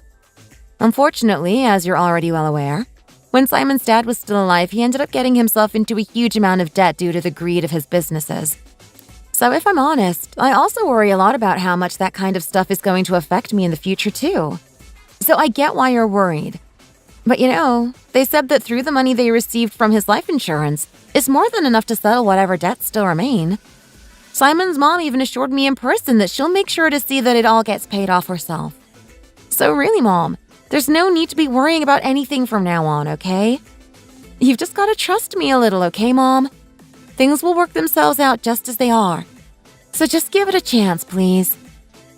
Well, I guess you're really sure about this. And you're certain that everything will be okay. Then it should be fine for me to let you go ahead with all this, right? Your old mom just doesn't think she'd be able to live with herself if you end up going through some terrible struggles because of all this. Please, Mom, stop worrying. Simon, he's not the kind of guy to make that happen. He'd never make me suffer for any reason whatsoever. Okay, fine. Seeing as you're so determined and set on this, I promise to support you fully from now on. But even so, if in the slight chance you are having a hard time or any troubles, or even need a bit of help, promise you'll reach out to me or your dad, okay? You must promise. Whatever happens, we are always on your side, Grace. Of course, Mom. I promise. Thank you so much for understanding. You'll see just how fine everything is going to be soon.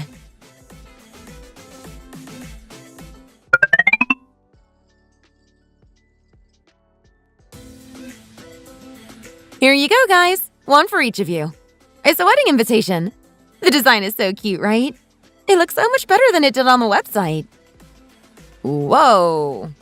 So it's really happening then? I never thought I'd see the day Grace Thomas would get married. I mean, I always thought you guys would break up, so... Right? I thought the exact same thing. Seeing how much your mom and dad were so against all of this, I'm surprised it's actually happening. Yeah, it was pretty hard to convince them to let me go through with this, but once they realized how happy I'd be, there was no way they were going to say no. I mean, that's great and all, and I am really happy for you. Truly. But is it really going to be okay for you to get married considering how many times your parents told you not to? Plus, I heard something about Simon's dad leaving behind nothing but a pile of debt for his family to deal with. Well, I mean, that's not entirely wrong, but it's all worked out now, so everything's fine. There really isn't anything to worry about at all. Yeah, I get that you're earning more than enough money now, and you're such a frugal person that there shouldn't be any problems, but... It was you that prepared the house, right? And you've already fitted it with all the furniture that you guys might need. But what has your soon-to-be husband done on his part? Oh, come on now. If it's all already sorted, then it's not his problem. He doesn't have to do anything if it's all there. As long as we live happily together and he takes care of me, then that's all I need. Really? It's always the ones that convince themselves that everything will be okay that don't really understand anything about the way the world works. Just make sure you do not get taken as a pushover, okay? You're a good person, and some people might try and take advantage of that. Still, you're our friend. So we just want you to be happy, Grace. Regardless of what anyone else says or thinks, at the end of the day, the most important thing is that you're happy. Right? But even so... yeah, you're right. Just make sure you are happy. Your husband will come to know you better than anyone, so I'm sure everything will work out just fine. I get your concerns, guys, but thank you. He really is a great person. I think he's perfect for me. I know you guys are only worrying because you're my friends, so thank you. But I promise I'll be living a happy life with this guy. It just goes to show what kind of good friends you are, right? But just wait and see. You'll soon see how happy I am.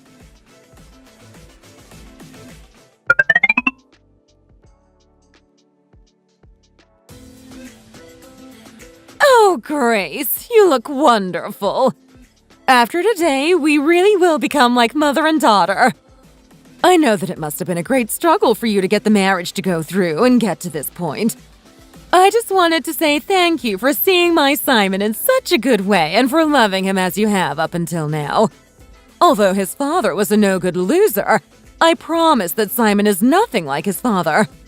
I promise he'll never, ever ignore you or ever make you feel uncomfortable in any way whatsoever. If by any chance Simon does act in any way that might even remotely remember his late father, then I'm sure it's just because it still hasn't even been a year since his passing. It made quite an impact on Simon is all. Since I'll more than likely be quite busy with work, we won't be able to see each other as much as I'd like, but let's make time when we can, okay? I hope you and Simon live happily together. Thank you so much, ma'am. I'm also very happy that the day is finally here. And don't worry, I'm pretty sure everyone here, including me, already knows how much of a good person Simon is. There really is no need to worry. The pair of us will be fine as long as we have each other. Sorry to interrupt, guys, but I'm afraid it's almost time for the bride to prepare to make her entrance. And if the rest of the guests could please make their way to their designated seats, we'll begin shortly. I'll take care of the dressing room, so please make your way into the hall as soon as you can. Well then, the time is finally here. Okay, I better be off then. I have to go, so I'll see you soon, Grace.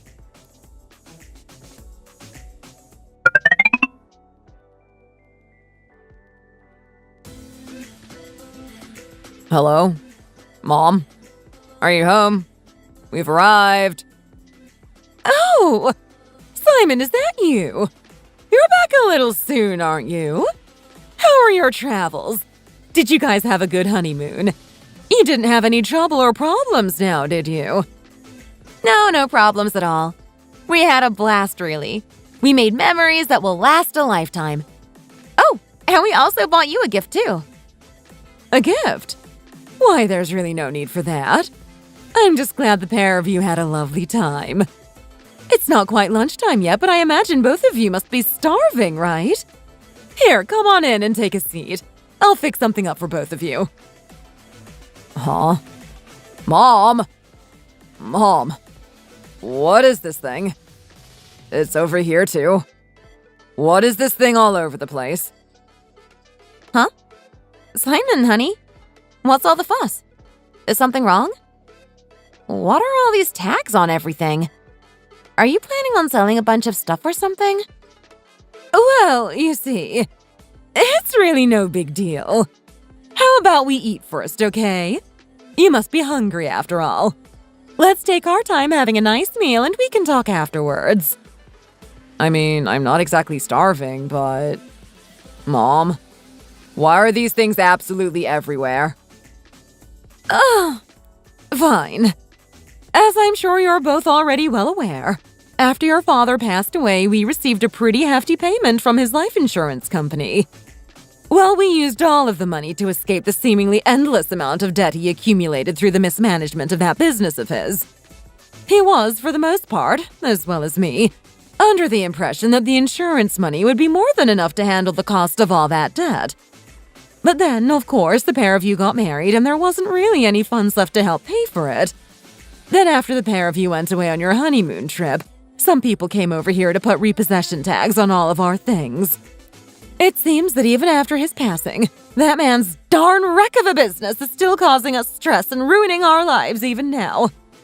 I already accepted that living was going to end up being difficult after having to deal with the debt he'd managed to pile up before.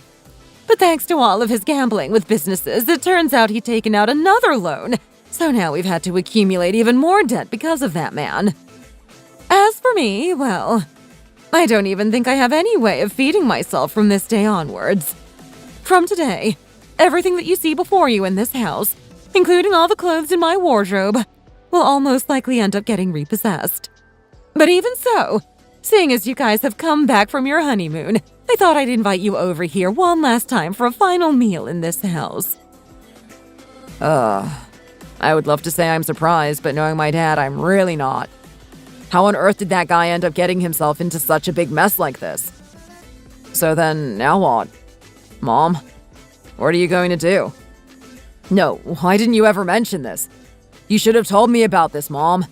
If you end up losing this place, then where on earth are you planning on going to? Then, no. Did you speak to my sister? Does Sarah know about all of this? You can't possibly have planned to live with her. She's only living in that cramped one-bedroom apartment right now, isn't she? If you end up going there, how do you expect to be able to live like that?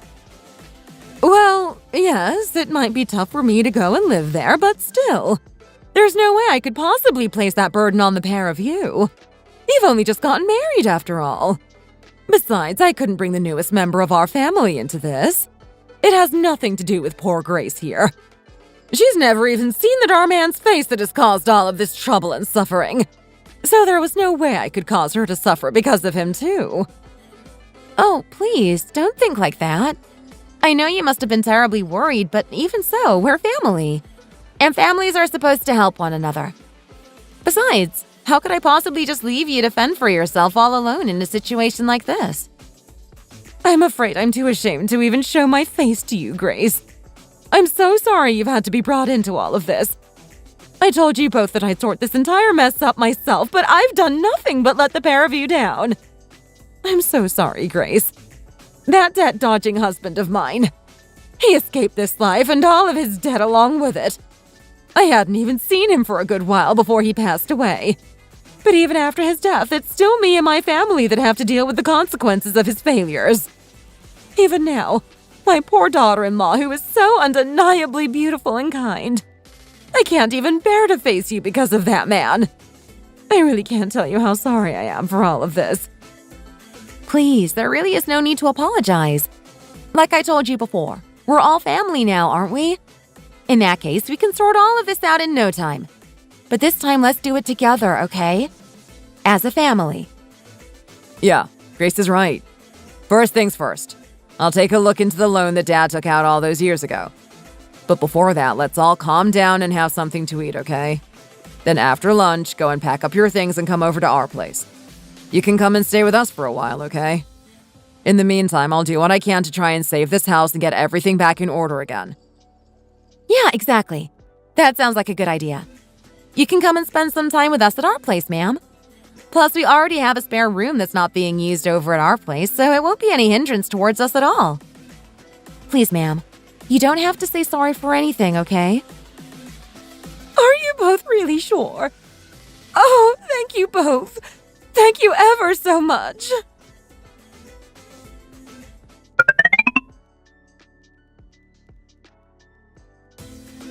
Hello, Mom. Just wanted to let you know that we've decided to let Simon's mom come and stay at our place for a little while. I thought I should let you know, hence why I'm calling. Simon's mom? Coming to stay at your place? But why? Has something happened?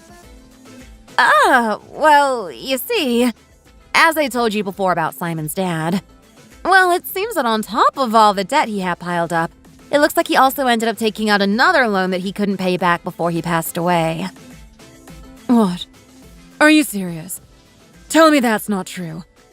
So there's even more debt than we previously thought? I thought you told me that his mom said she was going to sort all of that stuff out. Well, it came out that Simon's mom hadn't even seen him for a few years before he passed away. Apparently, during that time, his dad was still messing around and gambling with the business that he ended up accumulating even more debt. Seeing as she hadn't even seen her own husband's face for what had been a few years, there was no way she could have known what kind of antics he was getting up to back then. It's because of all of this that everything she owns in her house is at risk of being repossessed now. There was no way me or Simon could just leave her all alone to fend for herself in that house. So we both decided to let her come and stay with us at our place just for a little while. I always knew there'd be times when we'd need a spare room for some reason or another. That's why I ended up working so hard to save money and buy a house that had one. Even so, Grace, this is a big problem. One big problem that I warned you about countless times. Then what about the debt? How on earth is that going to get sorted? Those dastardly loan sharks aren't going to end up suddenly coming looking for you too now, are they? Well, Simon is looking into ways to sort everything out right now as we speak. But the most important thing is that we look after his mom right now and figure out what to do next, right? But Grace, is this really right? I told you so many times how worried I was about things like this happening. I'm not trying to come across as stuck up or anything like that, but I never raised my only daughter to have to live a life with problems such as this. Hence why you've become as diligent and intelligent as you are, saving your money well at every chance you get. But it seems that now you've gone and bought your own place to go and live in. You've received merely a small, poor excuse of a ring through this marriage. My words might come across as harsh, but I'm afraid if I don't say what I need to say now, I'll come to regret it later on. Don't get me wrong. I know that Simon is a good man. I know he treats you well and takes good care of you like a husband should. But even so, in what kind of marriage does anybody need to deal with problems as taxing as this? No matter how good of a person he is, you can't avoid the situation you're involved in now.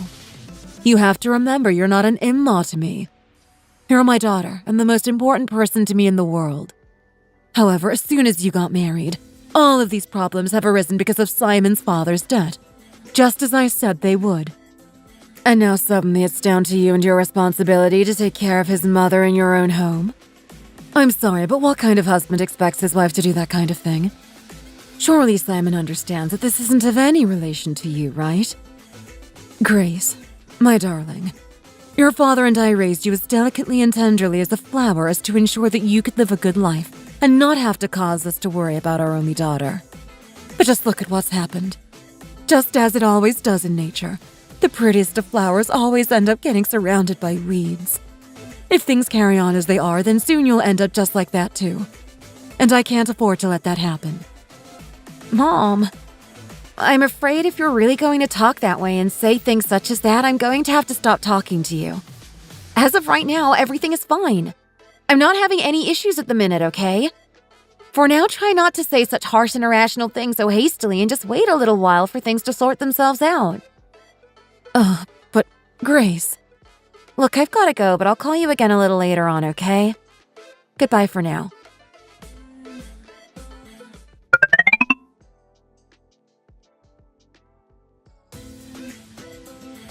We've set your blanket and things down here, so this will be where you can sleep for tonight. I know it's not the best, but it's only for tonight, so I hope it won't be too hard to get to sleep. Tomorrow I'll head out to the store and pick up a proper mattress for you to sleep on.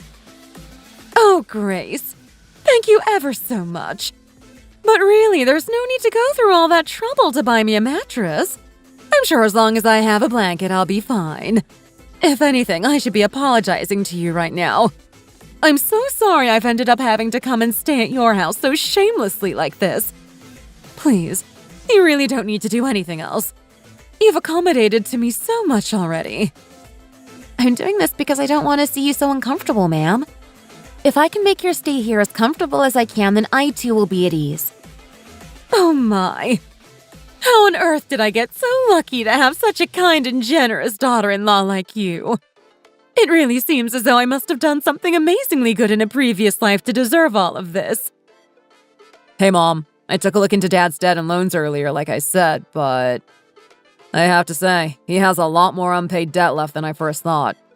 I thought perhaps seeing as neither your house or Grace's house has ever been taken out as security for securing a loan, that perhaps I could take out a loan first and pay it back, but I think even that wouldn't make a dent in the debt that's been piled up.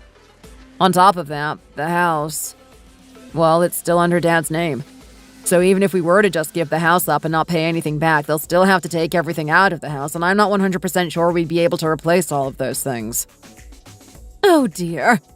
Is that so? Then that must mean there really is no way of us living in that house then, is there? Oh, what to do? What to do?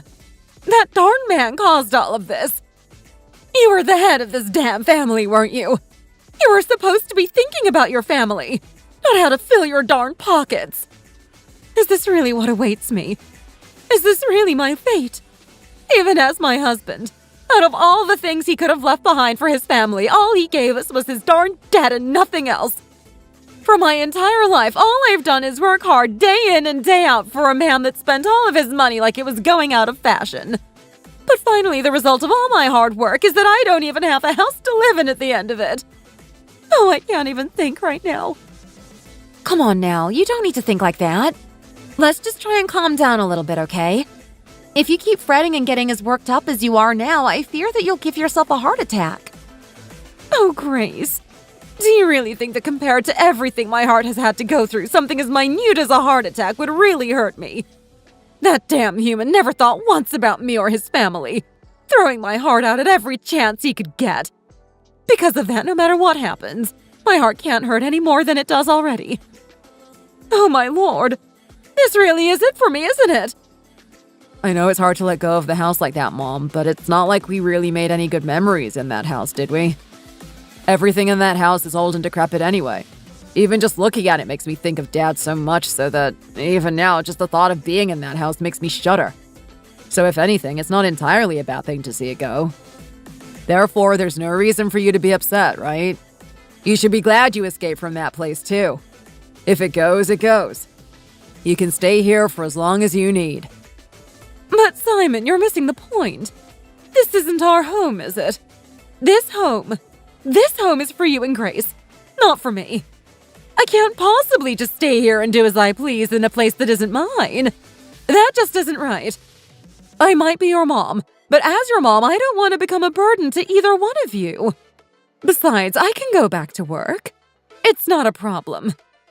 What I'm trying to say is that if I can start working, then I might be able to find myself a little house somewhere where I can live and be out of your hair as soon as possible. But ma'am, where do you really plan on going? Plus, we both know you've been having a ton of problems with that hip of yours lately, haven't you? If you were to start working again, then it's only going to get worse and worse. On top of that, I'm not just your daughter-in-law. I'm also a nurse too, you know. Did you really think that I didn't know about your condition even after you'd been to our hospital so many times? But Grace, even though that is the case, how can I possibly be as shameless as this to expect such treatment from you both? If you think I'm just letting you stay here free of charge, then I'm afraid you have been truly mistaken. Just think. Later. And I really mean a while later. If me and Simon were to have a child, there'll be a point where we will both have to go out and work, right? So if you were to be here at home to look after our baby, it would work out perfectly for all of us. Therefore, there's no reason why I wouldn't want to have you here. You know what I'm trying to say here, right? See? You know I'm right in what I'm saying, don't you? Do you really think it would be such a problem for us to have you live here? Grace is right, Mom. You know how busy nurses get with work, don't you? It's no joke. If me and Grace were to have to be working at the same time, there'd be little time for us to take care of the house and things like that. And besides, like Grace said, if we were to end up having a baby, we'd certainly need help with caring for them too. If you think about how much you're going to be able to help us by being here, then you'll soon see that there's no reason for you to be sorry at all, right? Oh, guys, you two really are the best. Okay then, if you really believe I won't be much trouble, while you pair are both out working, I promise to take care of all the house chores and everything else around here, okay? Oh, Grace, thank you. I'll forever be grateful for the amount of kindness you've shown me. I'm so very thankful. Oh, ma'am, come on now, please don't cry, okay? There's really no need. Let's just all do our best to enjoy living together.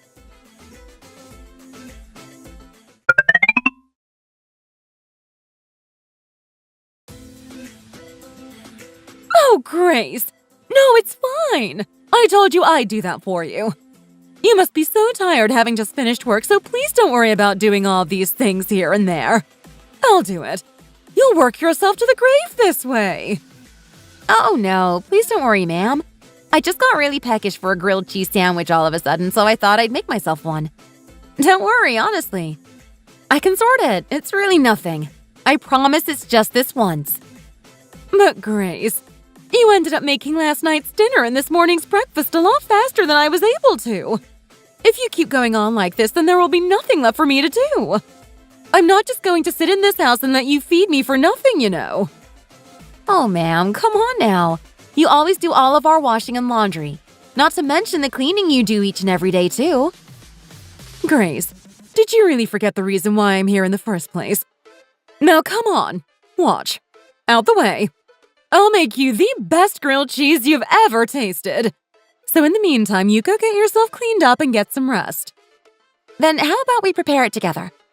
I also really want to eat some of your famous macaroni and cheese, so how about we both make it together? That'll be good, right?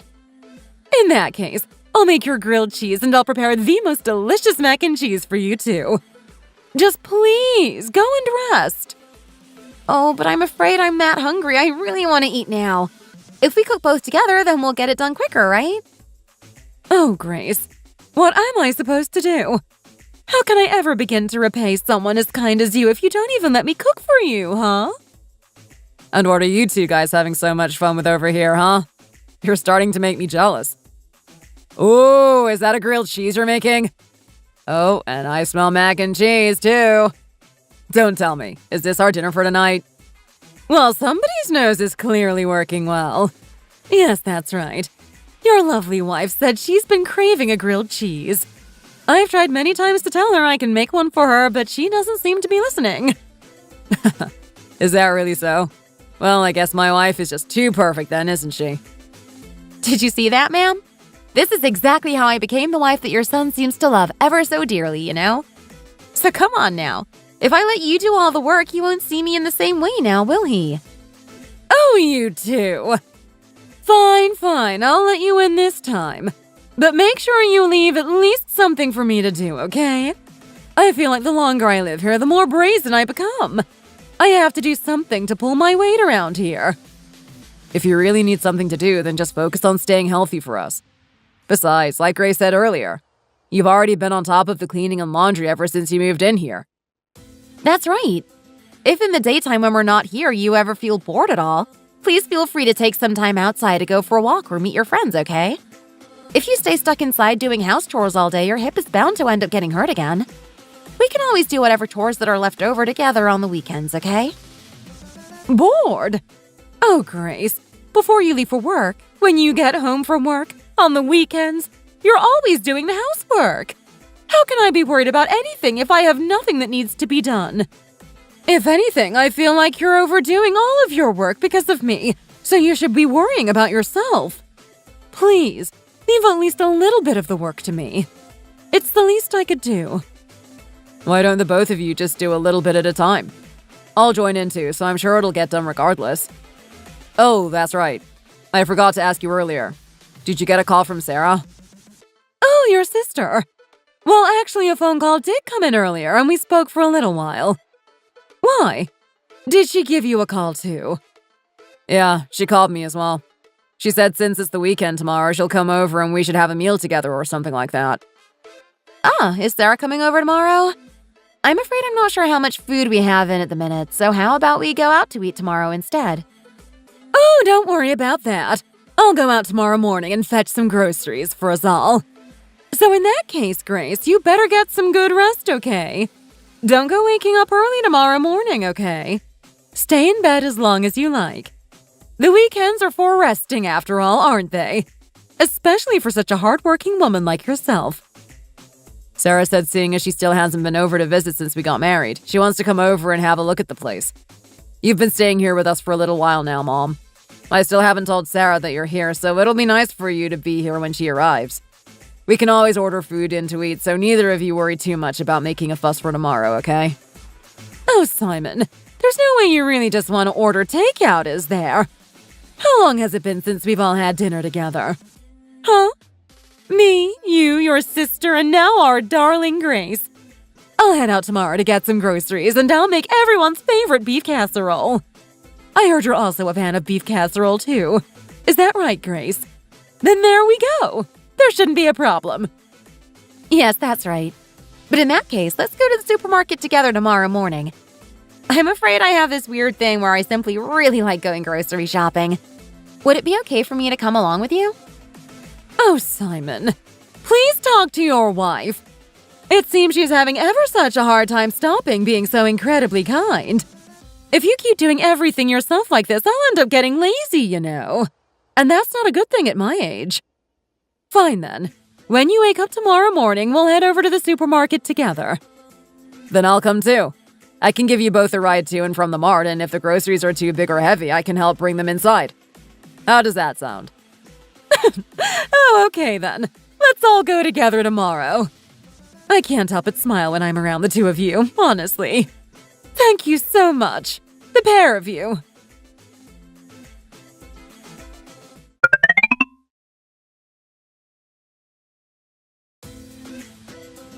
Whoa! Well, would you look at that? Your house looks amazing! Did Grace really manage to buy a house like this? I thought you said she saved all the money herself and bought this on her own. Are you saying it wasn't given to her by her parents? Come on, how many times have I told you? Grace had to save up for several years to be able to afford this place. I think she bought it maybe half a year or so before we got married, and it was a new build too. Well, then I guess you really have a keeper in Grace, huh? Don't go letting her get away. Not just that, but the location is great too. I never knew this neighborhood had houses of this size. It's so spacious on the inside too. And look at the rooms. They're so nice and wide with the great big windows that let all that natural light in. Sarah must be here. I should have known only one person would be making that amount of noise as soon as they got here. Oh, hey, Mom. Are you sure this is right? Simon isn't playing some kind of sick joke on me now, is he? If I'd met a husband who was as good as Grace, then I never would have ended up getting a divorce. I'd be living good like Simon too by now. But no, unfortunately, I had to go and meet an idiot with no prospects and end up buying the most embarrassing shack of a house in the neighborhood. Now, Sarah. There's no need to bring all that stuff up now, is there? You haven't come all the way to your brother's new home just to say that, have you? Well, I'm just being honest. I know you've been thinking the same thing. That's why you've been spending your time here instead of coming to live at my place, isn't it? If I'm being honest, even I'm not sure how both of us would have managed to live in a one-room apartment as narrow and cramped as mine. It's tough enough as it is living in that dump of a place on my own. Sarah, good to see you. I'm glad you like the place. Come and take a seat. Let's all have something to eat. Your mom prepared a beef casserole that she says both you and Simon absolutely go crazy for. It already looks amazing. I'm sure it'll live up to all the hype I've heard about it so far. Oh, okay. Sure. Now that you mention it, I am quite hungry. Whoa! Even the damn kitchen looks amazing! Did you get an architect in to design this? Oh my, that casserole smells so good! It's been so long since I ate some of your cooking, Mom. I can't wait to dig in. Oh, but that's right, I forgot to mention. So what's going to happen to our old house? Has it been decided? When I went there before, everything seemed to be in such a mess, so... of course. Seeing as our dad went straight to hell, it's only right we'd have to pay for his mistakes. Seriously, how can anyone live like that? Shush! No matter how true that may be, he was still your father. And besides, your sister-in-law is sat right here, so let's try not to scare her, okay? What? Did I say something wrong? It's nothing that you haven't already said before. Besides, thankfully that man died well before Grace had the chance to meet him, so what's the problem? Plus, why do you care who knows about him? He was nothing more than a waste of space who couldn't afford to pay back a penny of the mountain of debt he owed. Always out gambling his money away instead of finding himself a job and working like a real man. And let's not forget everything I had to go through. Since I was little, I was always transferring from school to school and moving houses because of him. Do you not think that's messed with my head a little? At any rate, it's not like he's ever been of any help towards me or my life. Anyway, all of that's beside the point. I thought I asked you what the deal is with the house. We're letting it go. We've also decided to give up any chance of receiving it as inheritance. Seeing as it's still in Dad's name, there's really no point. But even so, if only I had known all of this before, I'd have most definitely changed the name on the house as soon as he died. That might be so, son. But how was anyone to know that there would still be this much debt left to pay even after he passed? Anyway, that's that. At least we can solve this issue by letting the house go. So either way, I'm relieved. Besides, the issue of me finding somewhere to live has also been sorted, so we really don't need to keep thinking about it, do we? The most important thing is that we can all live more comfortably now from this day onwards. Huh? Somewhere to live? What do you mean by that? Did you buy a new house? With what money? No, both me and Grace have decided to let Mom stay here and live with us. We thought that rather than her going through all of the hassle of trying to find a new house right away, it would be better for her to live here together with us. If in the case we end up having a baby, we'd have no problem finding someone to help us take care of them while we were out at work. I think it's just a lot better for everyone to have her living here instead. So you're saying Mom is going to be living here with you guys from now on? I see. So then, in that case, living here with you really is no different than if you were to buy her a house to live in for free. Well, Simon, you really are an amazing son, aren't you? But I have to say, it's almost like you guys are all living together as a family again, but just without me.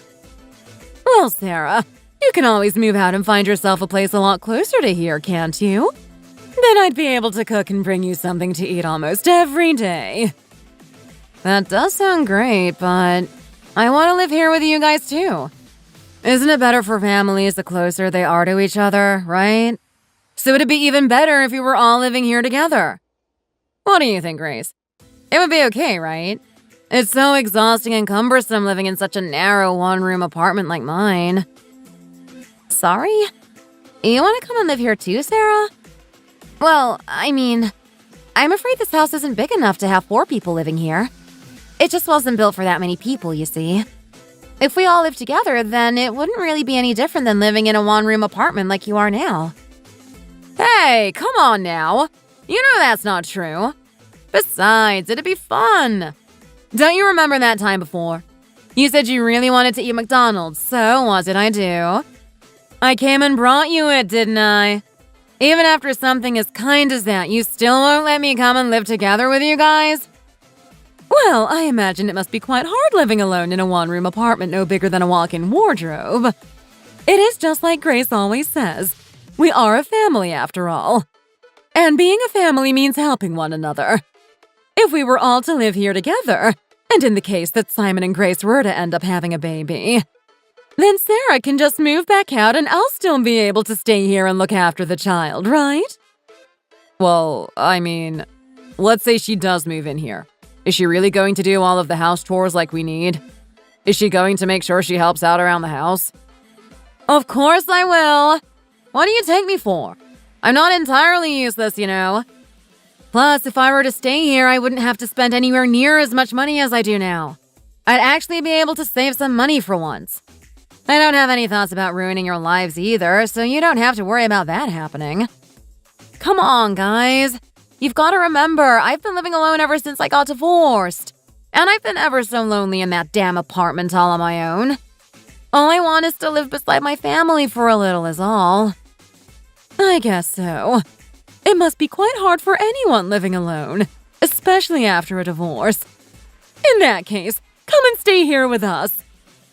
I understand the situation and all, but let's not forget my house only has 2 bedrooms and no more.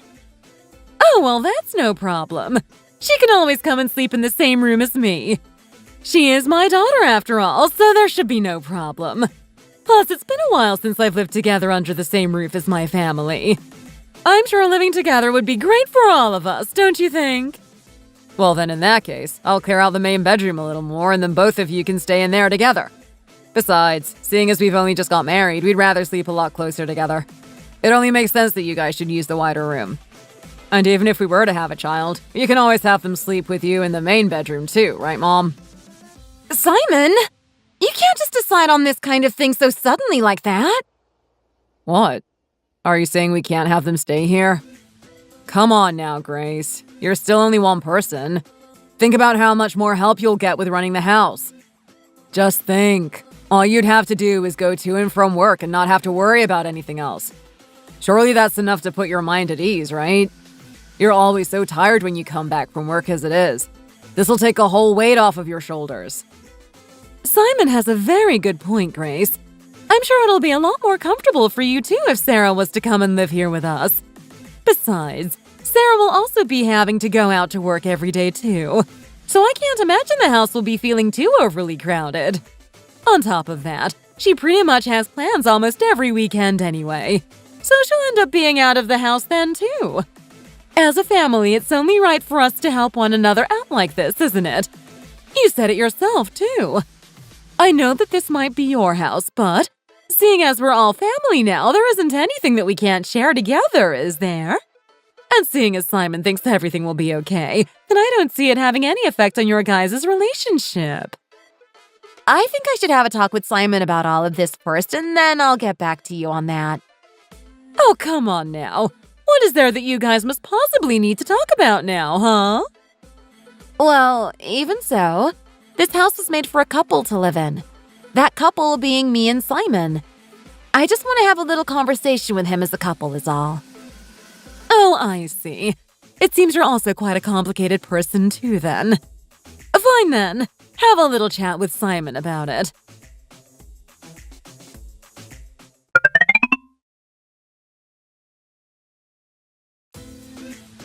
Simon? What do you think you're doing? Do you have any idea what you're suggesting to them right now? Huh? Why? You were the one who suggested my mom come and stay with us first, weren't you? And you even said yourself that family has to help each other out. I don't see how this situation is any different to the one we had with my mom. No, Simon, it's not the same. Your mom had absolutely nowhere to go at the time, hence why we agreed to let her stay here. But as for your sister, she already has a place of her own to stay, doesn't she? That might be the case, but even you've seen how tiny that apartment of hers is. It's not fair for anyone to have to live in a place like that. Are we really going to just reject my sister like that as soon as she opens her mouth to ask us for help? I opened my heart more than wide enough for your mom to come and stay here, Simon. But even you know that if your sister moves in, she's only going to want to bicker with me. We were lucky enough after getting married that we didn't have to move into one of our family homes, but now it seems like we may as well have done so. Don't compare our situation to something like that. You're talking as though my mom coerced you into doing something like this. That was never the case, Grace. Of course, I know my sister has her flaws and can be known to nitpick over little things, but you know just as well as I do that she's not a bad person. And besides, it's not like we're agreeing to live together with them forever, is it? It just so happens that now is a bit of a difficult time for them, and thankfully we're in the position where we're able to help them both. I understand what you're saying, but your sister only came over to take a look at our place. As soon as she heard that your mom was staying here with us, it wasn't long before she started asking if she could stay here too.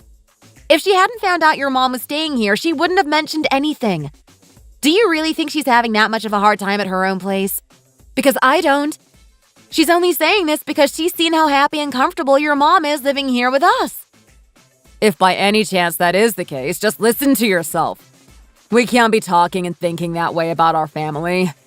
And regardless, is preparing just one room for the two of them really that difficult? Is it really too much to ask? Let's turn it around. If it were your mom and dad who were in a tough situation and needed a place to go so they came here, I wouldn't even hesitate for a second and have them stay here with us without a shadow of a doubt. Even so, Simon, my parents don't have that problem right now, so that's irrelevant. And what did you say earlier? You're going to give them the main bedroom? Our bedroom? Why are you just going about this as you please? Is your name written down as the owner of this house? In the very end, you can't assert any claim of ownership of this house, Simon. You should have consulted me first. If you look at everything, not only is the house mine, but also all of the electronics and appliances. So honestly, I think my opinion should be number one when it comes to anything to do with this house. I know I told your mom that she could stay here with us, and I don't regret doing that at all. But where on earth are the people who said that they wanted to live together with your sister here? Because I'm not one of them. What? So you're saying I have no right to anything in this house? Have I not contributed anything? Fine. So I'm just supposed to sit here and accept the fact that I'm just somebody who owns nothing and has no part to play in this house? Is that what you're saying? Is this really the way you want to treat your own husband? What is this? Is it because our family isn't as good as yours? Is it because my mom lost the house that you're going to turn your back on us? In that case, I'll go and tell both my mom and my sister that despite all their thanks and appreciation, we have to let them down. Is that really what you want? Is that really how you want to talk to them? Simon, come on. That isn't what I'm saying right now. If that was the case, then why would I have dragged this conversation all the way to this point? But look at it this way. When you were busy discussing how you were going to accommodate everyone in our house earlier, did you stop for a second and think about how I felt about all of this? No, you didn't. What you did was you continued to talk about both your mom and your sister moving in here with little to no thought. So please, don't talk to me as though you think I'm being self-centered about this. That's why I explained everything to you in such detail just now. All I'm asking is you to help them out a little in a time of need. Don't tell me you're the kind of girl that can't even comprehend something as simple as that, are you? If that really is the case, then why on earth would you agree to having my mom come and stay here together with us in the first place? If you hadn't have suggested that way back then I'm sure my sister wouldn't have bothered asking you to stay here either, would she? Are you trying to say this is my fault? Was it a mistake for me to want to help your mom out when she had literally nothing of her own? No home, no possessions, no nothing. Fine. If that's really what you think, I'm done talking. Anyway, I'm going to tell Sarah that she's more than welcome to come and stay here with us. So whether you like it or not, you'll have to deal with it.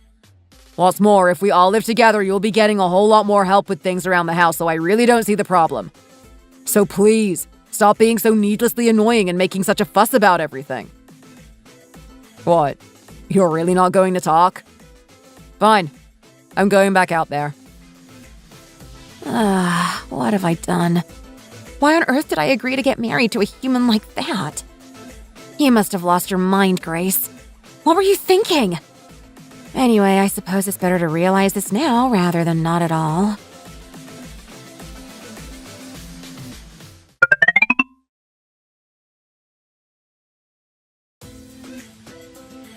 Why? What did Grace end up saying about it? She can't stand the idea of having Sarah stay here. Well, I never. If that's the case and she feels so strongly about it, perhaps there's no reason why she won't go as far as kicking me out either then. Don't be silly. It's all sorted now. You're not leaving here, so don't worry. As for you, Sarah, go and organize whatever it is you need to organize and bring your stuff over here.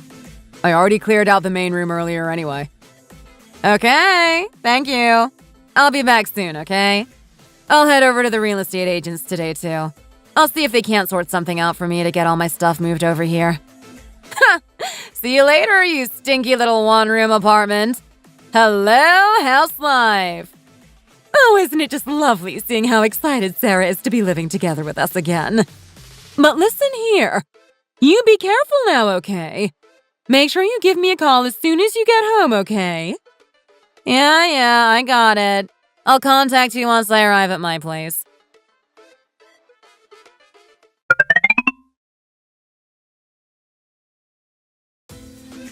Hello there. Welcome to Sunny Homes Real Estate. How can I help you today? Oh, back again already? Are you looking for a second house? Or perhaps another place to stay? If I'm not mistaken, it hasn't been that long since you signed the contract for your previous property. Isn't that right? Yes, well, that is correct. I've come because I'm looking to let go of the house, you see. I'm not planning on living there anymore. I see. Well then, in that case, it shouldn't be a problem. The price of your house has actually increased a bit since you moved in, but seeing as the location is well sought after, I'm sure we'll be able to sell it in no time. Now then, do you have a specific date in mind in which you plan to leave the residence? Well, no, but as soon as feasibly possible would be great. If possible, right now would be even better too. I see. So you want to get this place on the market and out of your hands rather quickly then. Seeing as it is such a lovely house, I'll put it up on the market right away, and as soon as I receive any contact from an interested buyer, I'll be in touch. Okay, yes, that would be great. As soon as you can, please. Why, of course. Only the best for our customers. See you soon. Have a good day.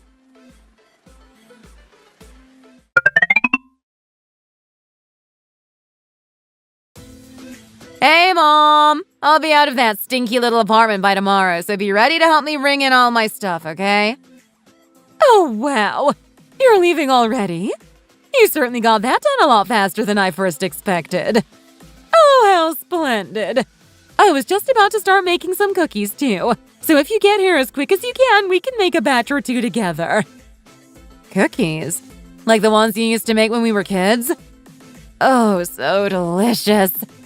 Okay, I'll be over right away. But first I'll organize whatever stuff I have left over here, and once I'm finished, I'll head straight over there. Oh? In that case, do you have a lot of stuff to sort? Do you need your mom to come over and give you a hand? No, I'm sure I'll be fine. I can hardly breathe in here, it's so small, so I can't possibly have that many belongings. I'm going to contact Simon when I need to leave, so as long as he can help me pack my stuff into his car, I think I'll be okay. Okay, only if you're sure. Oh my, how long has it been? Finally, our little family will be back together living happily once again.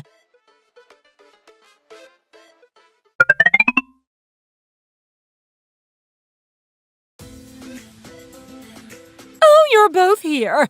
How wonderful. Good job moving all of her stuff. It must have been a struggle for you both. My back. I feel like I've pulled something.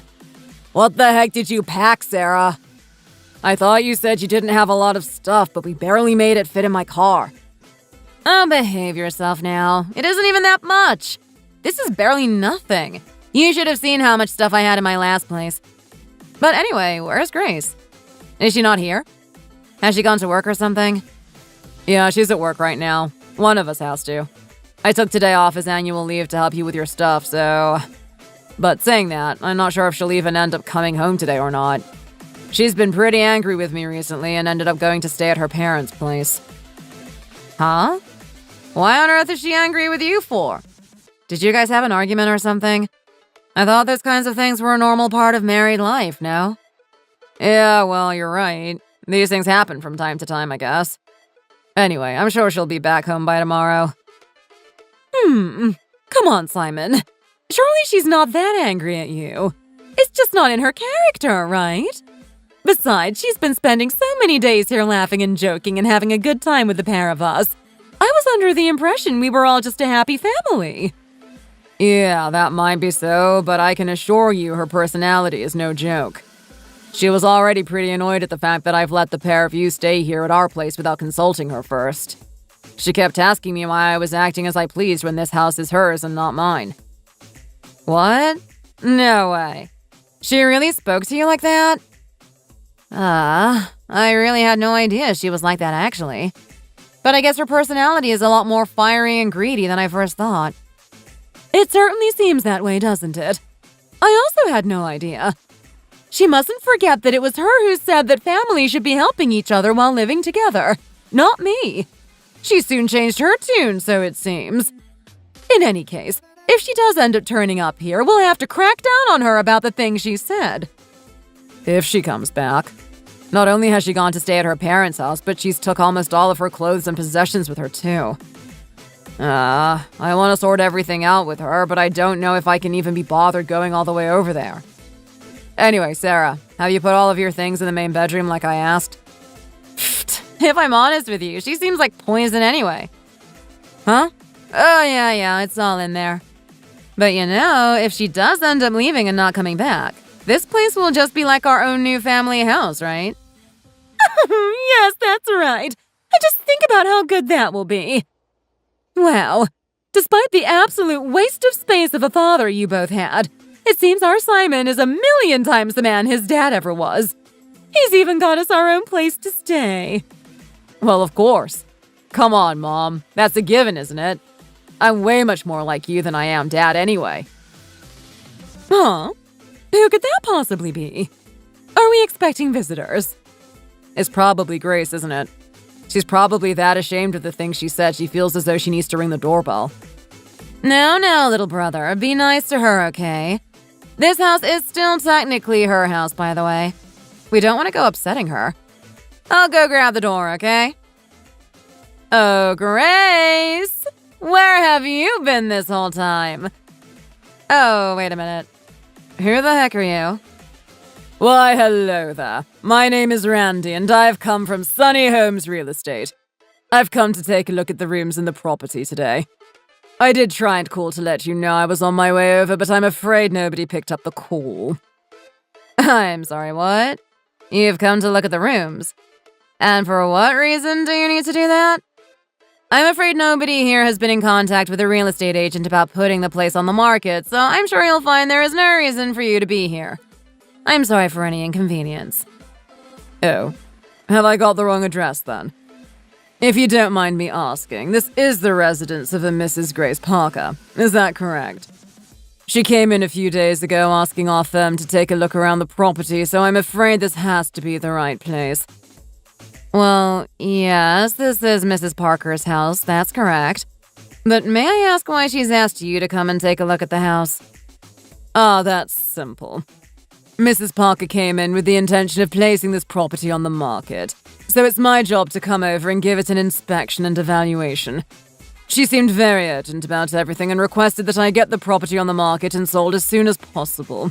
So I plan to have a look around and give it an evaluation shortly after. What? She's asked you to put the house on the market? Yes, that's correct. Anyway, I did try to contact the residents in advance to let them know I was on my way.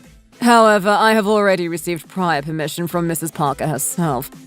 I'm afraid it won't take very long at all, so would you mind if I come in and take a quick look around the property? Well... No, I'm afraid you can't come in. Perhaps another day, but you can't come in today, I'm afraid. Besides, we have no intention to put our house on the market, so please take that information with you and go back to where you came from. Oh. Well, you see, I received permission from the owner of the household, so... No! Now get out of here, would you? I told you to go! And don't think about coming back here either. What's going on out there? It doesn't sound like Grace's voice.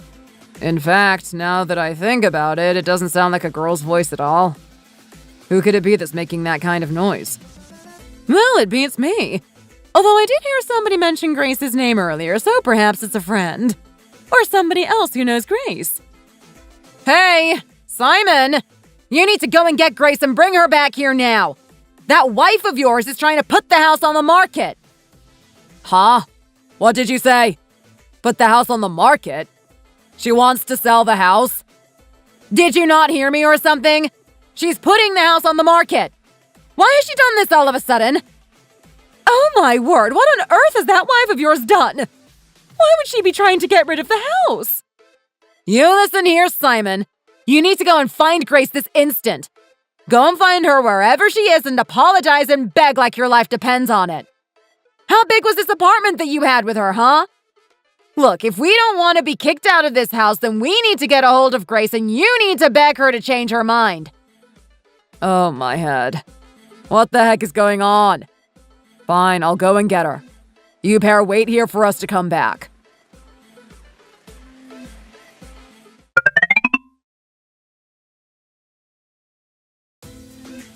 Hey, honey. It's me. Hey, where are you at? You haven't been home for a few days. You'll be coming home soon, right? Are you still feeling upset and angry about the argument we had? Is that why you're not coming home? Come on, honey, say something. Where are you? Are you at work? Then I'll come and pick you up. How's that? No, Simon, I'm not at work. And no, you don't have to come and pick me up from anywhere. Anyway, for what reason are you texting me for? Oh, you're not at work today. Then did you take the day off? Is it your annual leave? I mean, I took today off as annual leave too. If you had said something to me before, we could have gone on a date or something today. Anyway, some guy came to the house earlier. I'm sure it was all probably just some big mistake, but he said he came over because the house was being put on the market or some nonsense like that. You have no idea how surprised we all were earlier. Mistake? No, there's no mistake. The house is being put on the market. That's why he came over today. I plan on selling the house. Besides, it's not like I'm going to be living there from now on anyway. Huh? Grace? What are you talking about? Are we moving house or something? Ah, seeing as our family got a little bigger, you're looking for a wider and more spacious place to live, right? So you want to move to a place more like your parents' house then? In that case, why didn't you say anything before? You should have told me in advance, silly. What on earth are you talking about? Why the heck would I want to be living in the same house as you and your family? I'm going to sell my house, and after that, I'm going to divorce you, Simon. So yes, I'll be sorting the divorce proceedings shortly. I mean, I was just going to send you a letter with the divorce invoice and details, but seeing as you've called, it's easier just to tell you over the phone. I just don't want to live with you anymore, Simon.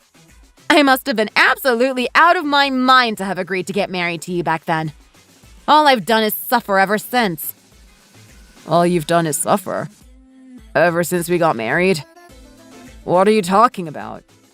You're just playing around with me, aren't you? Of course, it's all just a prank, right?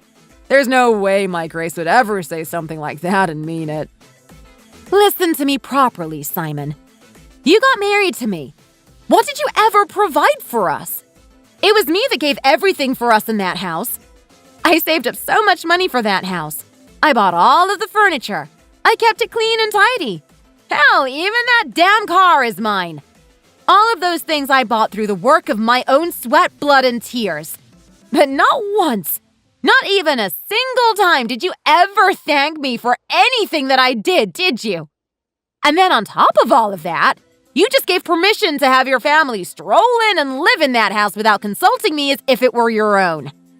It really looks like you guys are as shameless and brazen as one another. You know that? Oh, Grace, come on now. Come on, honey. It's really not like that. You're not really serious about divorcing me now, are you? Come on, Grace, tell me it's a joke. It has to be a joke. We still love each other. We can't get a divorce. Love? Love? Please don't make me laugh. Do you even know what it means to love? Get a damn hold of yourself, would you, Simon? All you've ever done is look at your wife as if she's nothing more than a damn pushover, and in turn now your entire family sees me in the same way, expecting to get whatever they want. Does that really sound like the sort of person a woman should get married to? You and that darn family of yours just waltz straight into my house doing as you so well please. And so I'm going to do exactly as I please too and get rid of that house, sell it, and then get divorced from you. There you have it. Now you know. I'm leaving now. Wait a minute. Don't go. Grace! Grace!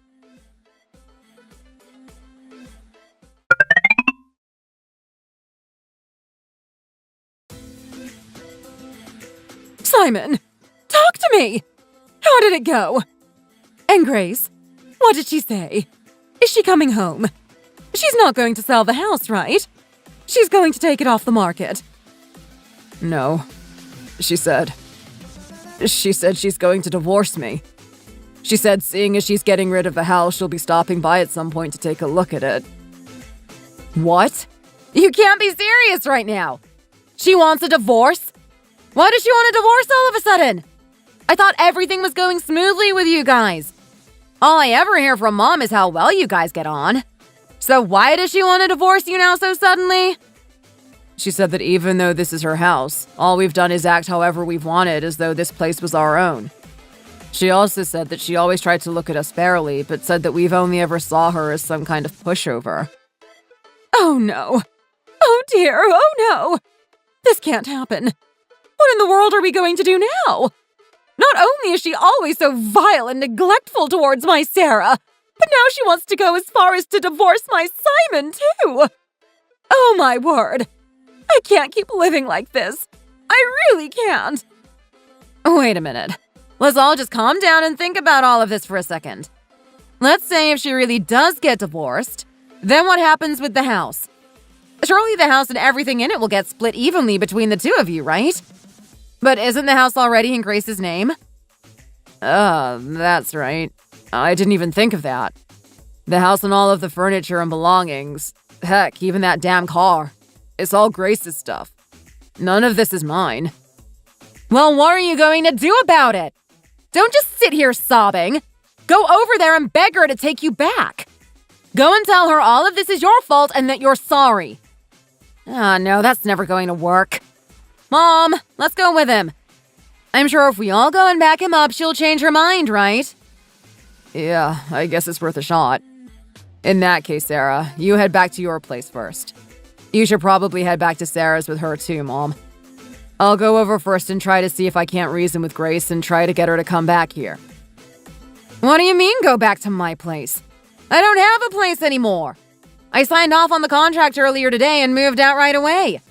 You told me that I could come in here whenever, so I didn't think I'd need to go back. What? You already signed off on the contract? Then what about the deposit? There was definitely a deposit in your housing contract. I can remember it clearly. Surely you can find a suitable house quickly with the money you got back from the deposit, right?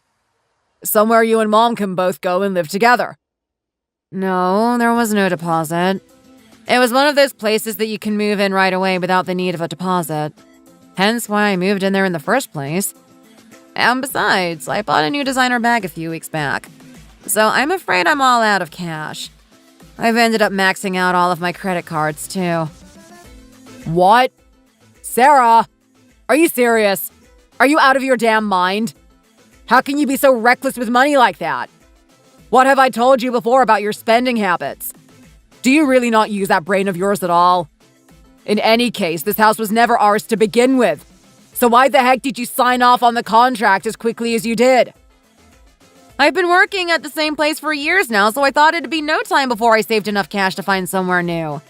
I was only in that place for a short time, and I thought I'd just spend my money as I wanted until I moved in with you and was finally able to start saving money properly. Oh dear. This really doesn't look good. It seems there's nothing we can do about this whole situation. If we end up getting kicked out of this house, which is the way it's going right now, we'll all end up living on the streets for sure. No, Mom. That can't happen.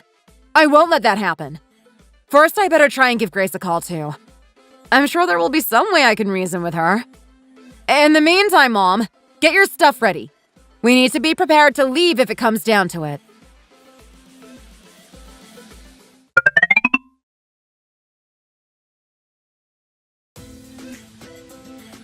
Hey, Grace, it's me, your big sister from another mister. What are you up to right now? Have you had dinner? If not, I was thinking about making my way over to wherever it is you're at right now. So how about we have a quick chat while I make my way over to you, huh? Hello, Sarah. I'm afraid I don't have anything more I need to say to any of you. Oh, come on now. There's no need to be saying things like that now, is there? We are all family, after all. I understand that this place is your house and all, but surely seeing as we're family, I'm sure there's some way we can discuss it with one another, right? Sarah, I've already done enough discussing about all of this with Simon, you see. But unfortunately, that brother of yours hasn't ever wanted to talk to me about anything or listen to my opinion ever since he invited you and your mother into my home. So surely you can see that I too now have no reason to discuss anything with any of you. Right? Grace, come on now. You shouldn't really think of us as just Simon's family now, should you? I've made up my mind, Sarah. It's done. I am going to divorce Simon and I'm going to sell the house. There's no changing my mind. The house is being put up on the market whether you like it or not, so pack up all of your belongings and get out of my house as soon as possible. Oh, give me that damn phone already, would you? Grace? Oh, Grace, honey, are you there? It's me, your mother-in-law.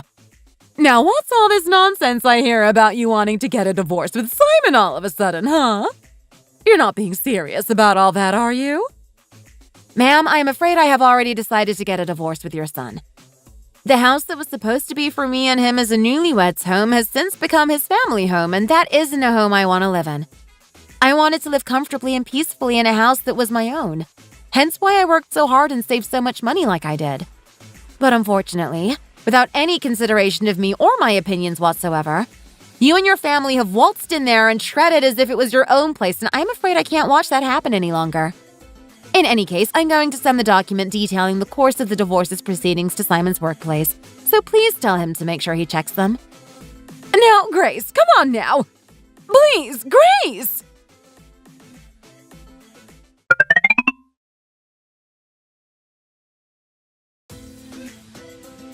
Oh dear. It seems as though she's still not given up. Is she really not exhausted yet?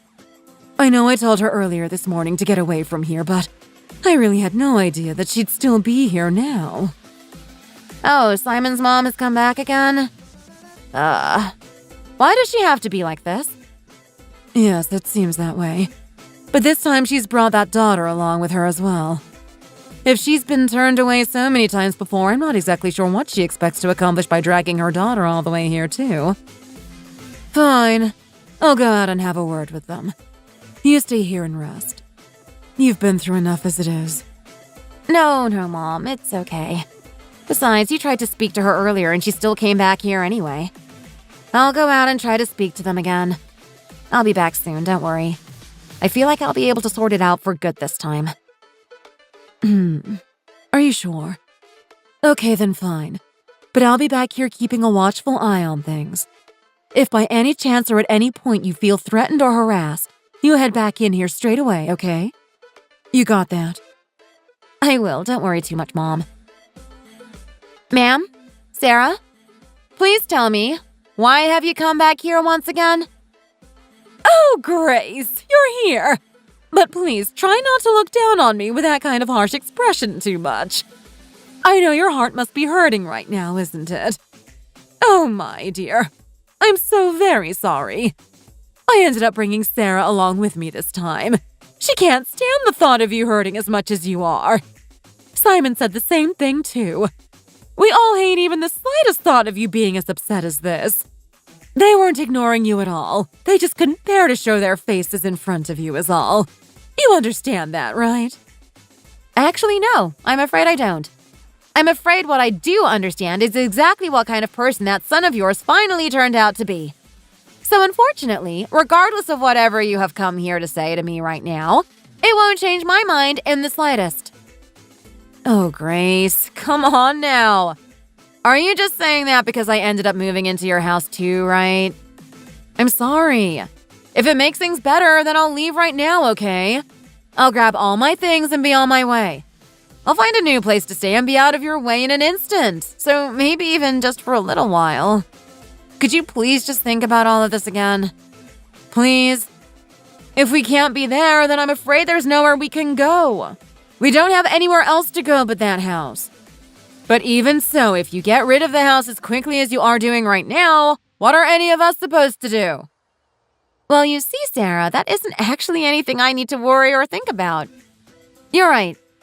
But if that really is the case and you really don't have anywhere else left to go, then perhaps next time you should think a lot more carefully about how you go about things. Especially just letting yourself into somebody else's home.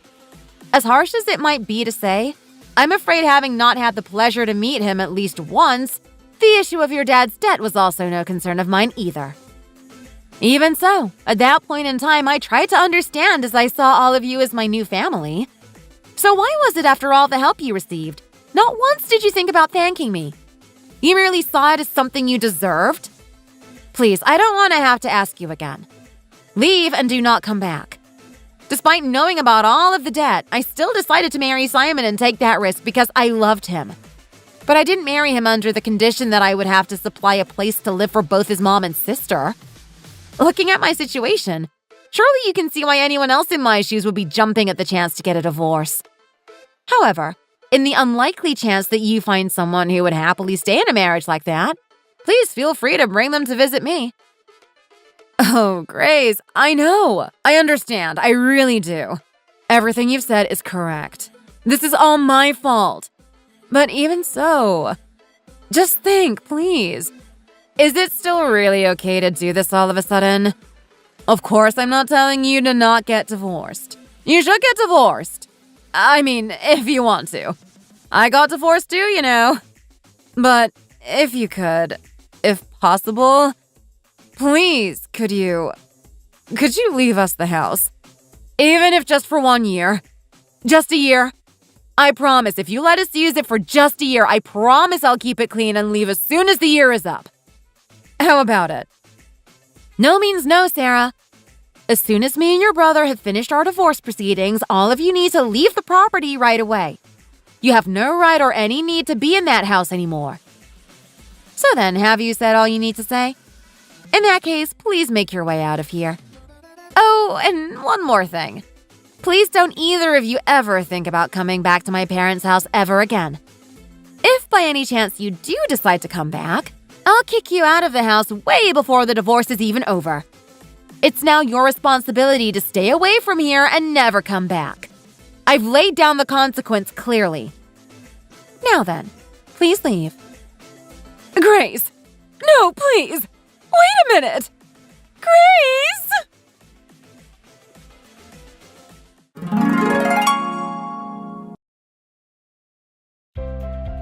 For me, it was the first time I'd ever found a house. Left the house and sold it so quickly like that before. However, thanks to the desirable location of the house, once it was put on the market and sold, it fetched back a heftier profit than I originally first thought. After finally divorcing Simon, I ended up finding a decent apartment of my own fairly close to my parents' house and finally decided to live there on my own. I guess my warning of kicking them out of the house instantly if they ever came back to my parents' house again must have been pretty scary, because after that day, I haven't seen or heard anything from Simon's mom or his sister. I did, however, once receive a rather funny text from his sister cursing me out about the house before, but I just took a screen capture of the message and sent it back to my ex-husband so he could, with his own eyes, see what kind of person his sister is. Despite never getting to meet Simon's father before he passed away, I truly thought that his family would be a lot different than what I had heard. But again, I was only left disappointed when I finally found out that they were all just as greedy and self-centered as each other. It was because of that there was no possible way on this earth that I wanted to live as a family with those kinds of people. Oh, and aside from that, I ended up quitting work in order to set up my own little cafe just outside my apartment. Of course, becoming and working as a nurse was for sure my biggest dream. But after seeing how people and their families can come in all kinds of forms, I felt like I had to change my career path to suit what I wanted a little better. I got a pretty decent payout from the hospital as part of my contract, and alongside the money from the house, I was able to set up a cafe that I could only envision in my dreams.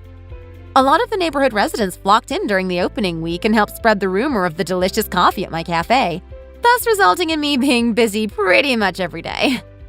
Plus, there's this one guy out of all the regulars who visits my cafe who I've become quite close to.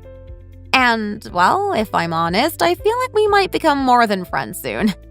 Since I go to stay with my parents sometimes, we only really get to meet with one another on the weekends. But my parents also really like him and his personality, so things are looking promising. More than anything, despite seeming as though my apartment is just left empty all the time, it's still nice to have my own place to go back to if I need my own space. However, even after meeting somebody that seems so good and suitable for me, I can't help but think about the past. There's a lot of things that you have to consider when meeting somebody, but especially when you think about getting married. There is an unfortunate chance of being disappointed somewhere down the line. Despite everything, at least for now, I seem to have gotten my life back together and I'm both happy and healthy. Thanks for watching. If you enjoyed this video, please hit the like button and subscribe to see more content.